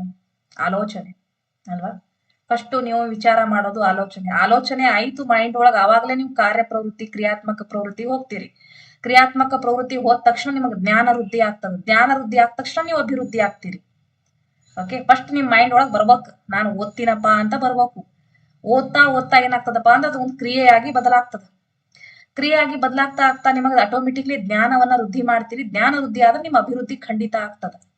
ಓಕೆ, ಸೊ ಫಸ್ಟ್ ಆಲೋಚನಾ ಪ್ರವೃತ್ತಿ ನೆನ್ಪಿಟ್ಕೊಳ್ಳಿ. ಓಕೆ, ರಚನಾತ್ಮಕವಾದದ ಅತ್ಯಂತ ಪ್ರಮುಖ ತತ್ವಗಳಲ್ಲಿ ಒಂದು ಆಲೋಚನಾ ಪ್ರವೃತ್ತಿ. ಆಲೋಚನಾ ಪ್ರವೃತ್ತಿ, ರಚನಾತ್ಮಕವಾದದ ಬಗ್ಗೆ ನೆಕ್ಸ್ಟ್ ಐತಿ ಕ್ವಶನ್ಸ್, ನೆಕ್ಸ್ಟ್ ಅದ್ರ ಬಗ್ಗೆ ಬರ್ದಿದ್ದೀನಿ, ಅಲ್ಲಿ ಸ್ವಲ್ಪ ನಿಮಗೆ ಅದ್ರ ಬಗ್ಗೆ ನಾ ತಿಳಿಸಿ ಹೇಳ್ತೀನಿ. ಪ್ರಾಥಮಿಕ ಹಂತದಲ್ಲಿ ಇತಿಹಾಸವನ್ನ ಬೋಧಿಸಲು ಬೆಳೆಸುವ ಬಹುಮುಖ್ಯ ಮತ್ತು ಪರಿಣಾಮಕಾರಿಯಾದ ಬೋಧನಾ ವಿಧಾನ. ನೆನ್ಪಿರ್ಲೆ, ಪ್ರಾಥಮಿಕ ಹಂತ ಕೇಳಾಕತ್ತಾರ ಅವ್ರು, ನೀವು ಮತ್ತೆ ಬ್ಯಾರೆ ವಿಚಾರ ಮಾಡಿ. ಪ್ರಾಥಮಿಕ ಅಂದ್ರೆ ಸಣ್ಣ ಮಕ್ಕಳು. ಓಕೆ, ಪ್ರೈಮರಿ ಸೆಕ್ಷನ್ ಮಕ್ಕಳು. ಸೊ ಅವ್ರಿಗೆ ಬೋಧಿಸಲು ಯಾವ ವಿಧಾನ? ಉಪನ್ಯಾಸ ಬಳಸ್ತಿರೋ, ಚರ್ಚಾರಿ, ಕಥೆರಿ, ಸಮಸ್ಯಾ ಪರಿಹಾರ. ಡೆಫಿನೆಟ್ಲಿ ನೀವು ಕತೆ ಹೇಳುವ ವಿಧಾನ ಬಳಸ್ಬೇಕು ಅಲ್ವಾ? ಮತ್ತೆ ನಾವು ಚರ್ಚಾ ವಿಧಾನ, ಸಮಸ್ಯೆ ಪರಿಹಾರ ಅಂತ ಆನ್ಸರ್ ಹಾಕುವಂಗಿಲ್ಲ, ಬಿಕಾಸ್ ಮಕ್ಕಳು ಚಿಕ್ಕವರಿದ್ದಾರೆ. ಸೊ ಅವ್ರಿಗೆ ನಾವು ಕತೆ ಹೇಳುವ ವಿಧಾನವನ್ನ ಬಳಸ್ಬೇಕ್ರಿ. ಸೊ ಕತೆ ಹೇಳುವ ವಿಧಾನದ ಬಗ್ಗೆ ತಿಳ್ಕೋರಿ. ಇದು ಒಂದು ಸಾಂಪ್ರದಾಯಿಕ ವಿಧಾನ. ಓಕೆ, ಕಥನಾ ಪದ್ಧತಿ ಇದೊಂದು ಸಾಂಪ್ರದಾಯಿಕ ವಿಧಾನವಾಗಿದ್ದು ಇತಿಹಾಸ ಬೋಧನೆ ಮತ್ತು ಭಾಷಾ ಬೋಧನೆಗಳಲ್ಲಿ ಬಳಸುವ ವಿಧಾನವಾಗಿದೆ. ಇದು ಪ್ಲೇಟೋ ಕಥನ ಪದ್ಧತಿಯ ಪ್ರತಿಪಾದಕರಾಗಿದ್ದಾರೆ, ನೆನ್ಪಿಟ್ಕೊಳ್ಳಿ. ಕಥನ ಪದ್ಧತಿಯ ಪ್ರತಿಪಾದಕರು ಯಾರು ಅಂತ ಕೇಳಿದ್ರೆ ನೆನ್ಪಿರ್ಲಿ, ಪ್ಲೇಟೋ. ಓಕೆ, ಕಥೆಗಳ ಸ್ವರೂಪ ಹೊಂದಿರುವ ವಿಷಯದ ವಿವಿಧ ಪಾತ್ರಗಳನ್ನ ಸಂದರ್ಭಕ್ಕ ಅನುಸಾರವಾಗಿ ಅರ್ಥಪೂರ್ಣವಾಗಿ ಉತ್ತಮ ಧ್ವನಿ ಏರಿಳಿತಗಳ ಮೂಲಕ ಪ್ರಸ್ತುತಪಡಿಸುವ ವಿಧಾನವೇ ಕಥನಾ ಪದ್ಧತಿ. ಇನ್ನೊಂದು ಕಥನಾ ಪದ್ಧತಿ ಐತೆ ಅಂತ ಹೇಳಿ ಎಲ್ಲಾ ವಿಷಯಗಳನ್ನ ಕಥನ ಪದ್ಧತಿ ಮೂಲಕ ಬೋಧಿಸುವ ಪ್ರಯತ್ನ ಮಾಡಬಾರ್ದು. ಕತೆ ಈ ಕಡೆ ಸೈನ್ಸ್ ಮಾಡಿದ್ರು ಕತಿ ಹೇಳೋದಂಗ್ ಮಾಡೋದು, ಏನೇ ಮಾಡಿದ್ರು ಕತಿ ಹೇಳೋದಂಗ್ ಮಾಡಬಾರ್ದು. ಓಕೆ, ಯಾವುದಕ್ಕ ಕಥನ ಪದ್ಧತಿ ಸರಿ ಹೊಂತದ. ಫಾರ್ ಎಕ್ಸಾಂಪಲ್, ನಾವು ಇತಿಹಾಸ ಹೇಳಾಕತ್ತೀವಿ, ಸೋಷಲ್ ಹೇಳಾಕತ್ತೀವಿ, ಕಥನ ಪದ್ಧತಿ ಬಳಸಬಹುದು. ಆದ್ರೆ ಅದೇ ನೀವು ಇಕನಾಮಿ, ಜಿಯೋಗ್ರಫಿ ಹೇಳುವಾಗ ಕಥನ ಪದ್ಧತಿಯನ್ನ ಬಳಸಿದ್ರ ಅದು ಸಮಂಜಸ ಆಗಂಗಿಲ್ರಿ. ಅಂತ ವಿಷಯವನ್ನ ಮಾತ್ರ ತೆಗೆದುಕೊಂಡು ಬೋಧಿಸ್ಬೇಕ್ರಿ. ಸರಿ, ಈಗ ಕಥನ ಪದ್ಧತಿಯ ಅನುಕೂಲಗಳು. ಕಥನ ಪದ್ಧತಿ ಬಳಸೋದ್ರಿಂದ ಏನೆಲ್ಲಾ ಅನುಕೂಲಗಳಾಗ್ತಾವ್ ನೋಡ್ರಿ. ಇದೊಂದು ಶಿಕ್ಷಕರು ಬಳಸಬಹುದಾದ ಸರಳ ಪದ್ಧತಿಯಾಗಿದೆ. ಓಕೆ, ಸಿಂಪಲ್ ಮೆಥಡ್ ಇದು. ಒಂದು ಕೇಳುಗರಲ್ಲಿ ಆಸಕ್ತಿಯನ್ನ ಹೆಚ್ಚಿಗೆ ಮಾಡ್ತದ್ರಿ. ಇದು ವಿದ್ಯಾರ್ಥಿಗಳಲ್ಲಿ ಕಲ್ಪನಾ ಶಕ್ತಿ ಬೆಳೆಸ್ತದ. ಓಕೆ, ಒಂದಾನೊಂದು ಕಾಲದಲ್ಲಿ ಅಂದ ತಕ್ಷಣ ನಿಮ್ ಮೈಂಡ್ ಒಳಗೆ ಒಂದಾನೊಂದು ಕಾಲಕ್ಕೆ ನೀವ ಹೋಗಿ ಬಂದ್ಬಿಟ್ಟಿರ್ತೀರಿ ಅಲ್ವಾ? ವಿಷಯ ದೀರ್ಘಕಾಲದವರೆಗೆ ಶಾಶ್ವತವಾಗಿ ನೆನಪಿನಲ್ಲಿ ಉಳಿತದ. ಅಂದ್ರೆ ಕಥೆ ರೂಪದಲ್ಲಿ ಸ್ವಲ್ಪ ಏನಾದ್ರೂ ಒಂದು ಎಕ್ಸ್ಟ್ರಾ ಸೇರಿಸಿ ಹೇಳಿದ್ರೆ ಬಹಳಷ್ಟು ಸಮಯಗಳವರೆಗೆ ಅದು ಮೆಮರಿ ಒಳಗ ಇರತ್ತಂತ ಹೇಳಾತಾರ್ರಿ. ದೆನ್ ಮಕ್ಕಳಲ್ಲಿ ಸೃಜನಾತ್ಮಕತೆಯನ್ನ ಬೆಳೆಸ್ತದ್ರಿ. ಮಕ್ಕಳಲ್ಲಿ ಆಸಕ್ತಿ ಮತ್ತು ಅವಧಾನವನ್ನ ಕೇಂದ್ರೀಕರಿಸಲಾಕಿದ್ದು ಸಹಾಯವನ್ನ ಮಾಡ್ತದೆ. ಓಕೆ, ಎಸ್, ಮಕ್ಕಳಲ್ಲಿ ಏಕಾಗ್ರತೆಯನ್ನು ಬೆಳೆಸ್ತದ್ರಿ. ಪ್ರಾಥಮಿಕ ಹಂತದ ವಿದ್ಯಾರ್ಥಿಗಳಿಗೆ ಇದು ಹೆಚ್ಚು ಉಪಯುಕ್ತ. ನೀವು ಮತ್ತೆ ದೊಡ್ಡ ವಿದ್ಯಾರ್ಥಿಗಳಿಗೆ ಹೋಗಿ ಇದನ್ನ ಹೇಳ್ತೀರಂದ್ರೆ ಯಾವ ದೇಶದ ಕತಿ ತಂದಿರಿ ಸರ್ ಅಂತ ನಿಮಗ್ ಹಗ್ಗಸ್ ಬಿಡ್ತಾರ ಅವ್ರು, ಮತ್ ನೀವು ಓಡ್ಬಿಡ್ತೀರಿ. ಹಂಗ್ ಮಾಡಕ್ ಹೋಗ್ಬೇಡ. ಸಣ್ಣ ಮಕ್ಕಳಿಗೆ ಯೋಜನಾ ಪದ್ಧತಿ ಈ ತತ್ವದ ಕೊಡುಗೆ. ಯೋಜನಾ ಪದ್ಧತಿ ಯಾವ ತತ್ವದ ಕೊಡುಗೆ? ಆದರ್ಶವಾದ, ವಾಸ್ತವವಾದ, ಪ್ರಾಕೃತಿಕವಾದ, ವಾಸ್ತವಿಕವಾದ. ನನಗೆ ಇನ್ನೊಂದು ವಿಚಾರ, ಈ ಕ್ವಶನ್ ಒಳಗ್ ನಾನು ಕೀ ಆನ್ಸರ್ ಒಳಗ್ ನೋಡಿದಾಗ ವಾಸ್ತವಿಕವಾದ ಅಂತ ಇತ್ತು. ಅನ್ನ ಲಿಟಲ್ ಬಿಟ್ ಕನ್ಫ್ಯೂಷನ್ ಆಯ್ತ್ರಿ. ಸೇಮ್ ಅನಿಸ್ತು ನನಗೆ, ಡಿಫ್ರೆನ್ಸ್ ಏನ್ ಅನ್ನಿಸ್ಲಿಲ್ಲ. ನೀವೆಲ್ಲರೂ ಬಿ ಅಂಡ್ ಡಿ ಸಮ್. ಆಮೇಲೆ ಏನ್ ವಿಚಾರ ಮಾಡಿದೆ, ವಾಸ್ತವವಾದ ಅಂದ್ರ ನಿಜ ಸಂಗತಿ, ವಾಸ್ತವಿಕವಾದ ಅಂದ್ರ ಪ್ರೆಸೆಂಟ್ ಇರೋದನ್ನ ಹೇಳೋವಂಥದ್ದು ಏನು ಅಂತ ಹಂಗ್ ನಾನ್ ಥಿಂಕ್ ಮಾಡಿದೆ ಆಮೇಲೆ ಅಲ್ವಾ? ಅದೇ ಸೇಮ್ ನನಗೂ ಅದೇ ಕ್ವಶನ್ ಬಂತು, ಡಿಫ್ರೆನ್ಸ್ ಏನಿದ್ರ ನಡುವೆ ಅಂತ ಹೇಳಿ. ಆಮೇಲೆ ನಾನ್ ಥಿಂಕ್ ಮಾಡಿದೆ, ವಾಸ್ತವ ಅಂದ್ರೆ ಓನ್ಲಿ ನಿಜ ಸಂಗತಿ ಇರಬಹುದು, ವಾಸ್ತವಿಕವಾದ ಅಂದ್ರೆ ಎಕ್ದಮ್ ಅಂದ್ರೆ ಪ್ರಾಕ್ಟಿಕಲ್ ಏನು ಅಂತ ನನಗ ಅನಿಸ್ತು. ಇದು ಪ್ರಾಕ್ಟಿಕಲ್ ಅಲ್ವಾ? ವಾಸ್ತವಿಕವಾದ ಎಕ್ದಮ್ ಪ್ರಾಕ್ಟಿಕಲ್ ರೀ. ಹಂಗೇನು ಡಿಫ್ರೆನ್ಸ್ ಇರಬಹುದು, ಅದನ್ನ ಕೊಟ್ಟಾರೇನೋ ಅಂತ ನಾನ್ ಅನ್ಕೊಂಡೆ ಅಷ್ಟೇ.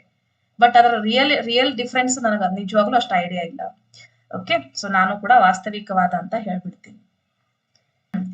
ಪಠ್ಯ ಪುಸ್ತಕದಿಂದ ಅತ್ಯಂತ ಕಡಿಮೆ ವಿಷಯವನ್ನ ಕಲಿಸಿ ಪ್ರಾಯೋಗಿಕವಾಗಿ ಕಲಿಕಾಕಾರರ ಸ್ವಯಂ ಕಲಿಕೆಗೆ ಅವಕಾಶ ನೀಡುವ ಬೋಧನಾ ವಿಧಾನ. ನಾಗರಿಕತೆಗಳಿಗೆ ಪೂರಕವಾದ ಪಠ್ಯಾಂಶಗಳನ್ನ ಚರ್ಚಿಸುವಾಗ ಮುಖ್ಯವಾದ ಅಂಶವೆಂದರೆ ನಾಗರಿಕತೆಗಳಿಗೆ ಪೂರಕವಾದ ಪಠ್ಯಾಂಶಗಳನ್ನ ಚರ್ಚಿಸುವಾಗ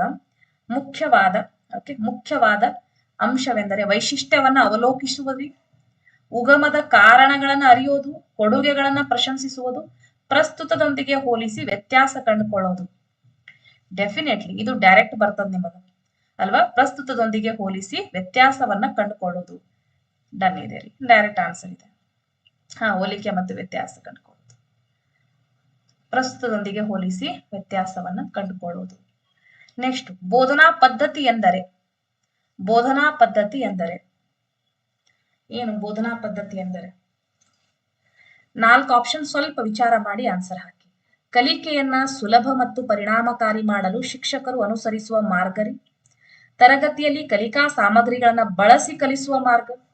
ಬೋಧನೆ ಮತ್ತು ಕಲಿಕೆಯಲ್ಲಿ ಪುಸ್ತಕಗಳನ್ನ ಬಳಸೋದು.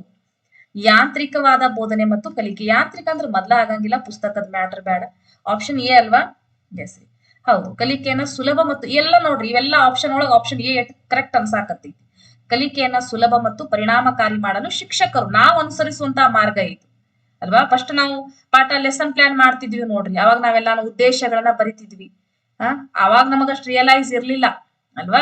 ನಾವ್ ಅವ್ ಸುಮ್ನೆ ಹಂಗ ವಿದ್ಯಾರ್ಥಿ ವಿವರಿಸುವನು, ತಿಳಿದುಕೊಳ್ಳುವನು ಹಂಗೆಲ್ಲ ಬರಿತಿದ್ವಿ ತಾನೆ ನಾವು, ಅನ್ವಯ ಮಾಡ್ಕೊಳ್ಳೋದು. ಬಟ್ ನಿಜ ಹೇಳ್ರಿ, ತಿಳ್ಕೊಳ್ಳೋದು ಅನ್ವಯ ನನಗಂತೂ ಇವಾಗ ರಿಯಲೈಸ್ ಆಗಾಕತ್ತೈತಿ. ಸ್ಪೆಷಲಿ ಅವಾಗ ನಿಜವಾಗ್ಲೂ ಗೊತ್ತಿರ್ಲಿಲ್ಲ ಅನ್ವಯ ಅಂದ್ರೆ ಹಿಂಗೆ, ಅದರದ್ದು ಅದು ಮೀನಿಂಗ್ ಐತಿ, ನಾಳೆ ನಮಗ್ ಪೇಪರ್ ಒಳಗ್ ಬರ್ತಾವು, ಐಡಿಯಾನೇ ಇರ್ಲಿಲ್ಲ.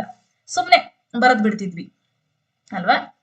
ಸುಮ್ನೆ ಕಲಿಕೆ ಉದ್ದೇಶಗಳು ಬರದ್ ಬಿಡುದ್ರಿ, ಒಂದ್ ಪಾಠಕ್ ಉದ್ದೇಶಗಳು ಏನೇನ್ ಇರ್ತಾವಂತ. ಬಟ್ ಅದರದ ಮಹತ್ವ ಇವಾಗ ಗೊತ್ತಾ, ಯಾಕೆ ಅದನ್ನ ಮಾಡಿವ್ ಅಂತ ಹೇಳಿ. ಸೊ ಕಲಿಕೆಯನ್ನ ಸುಲಭ ಮತ್ತು ಪರಿಣಾಮಕಾರಿ ಮಾಡಲು ಶಿಕ್ಷಕರು ಅನುಸರಿಸುವ ಮಾರ್ಗರಿ. ಓಕೆ, ಬೋಧನೆ ಎನ್ನುವುದು ಅದು ಬರೆಯಾಕನು ಬರ್ಡನ್ ಅನಸ್ತಿತ್ತು, ಸುಮ್ನೆ ಯಾಕಾರ ಬರೆಯುವುದಪ್ಪ ಅಂತ.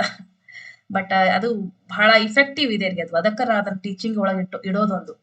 ಬೋಧನೆ ಎನ್ನುವುದು ಒಂದು ಕಲೆ ಹಾಗೂ ಹಲವಾರು ಕೌಶಲಗಳ ಗಣವಾಗಿದೆ ರೀ.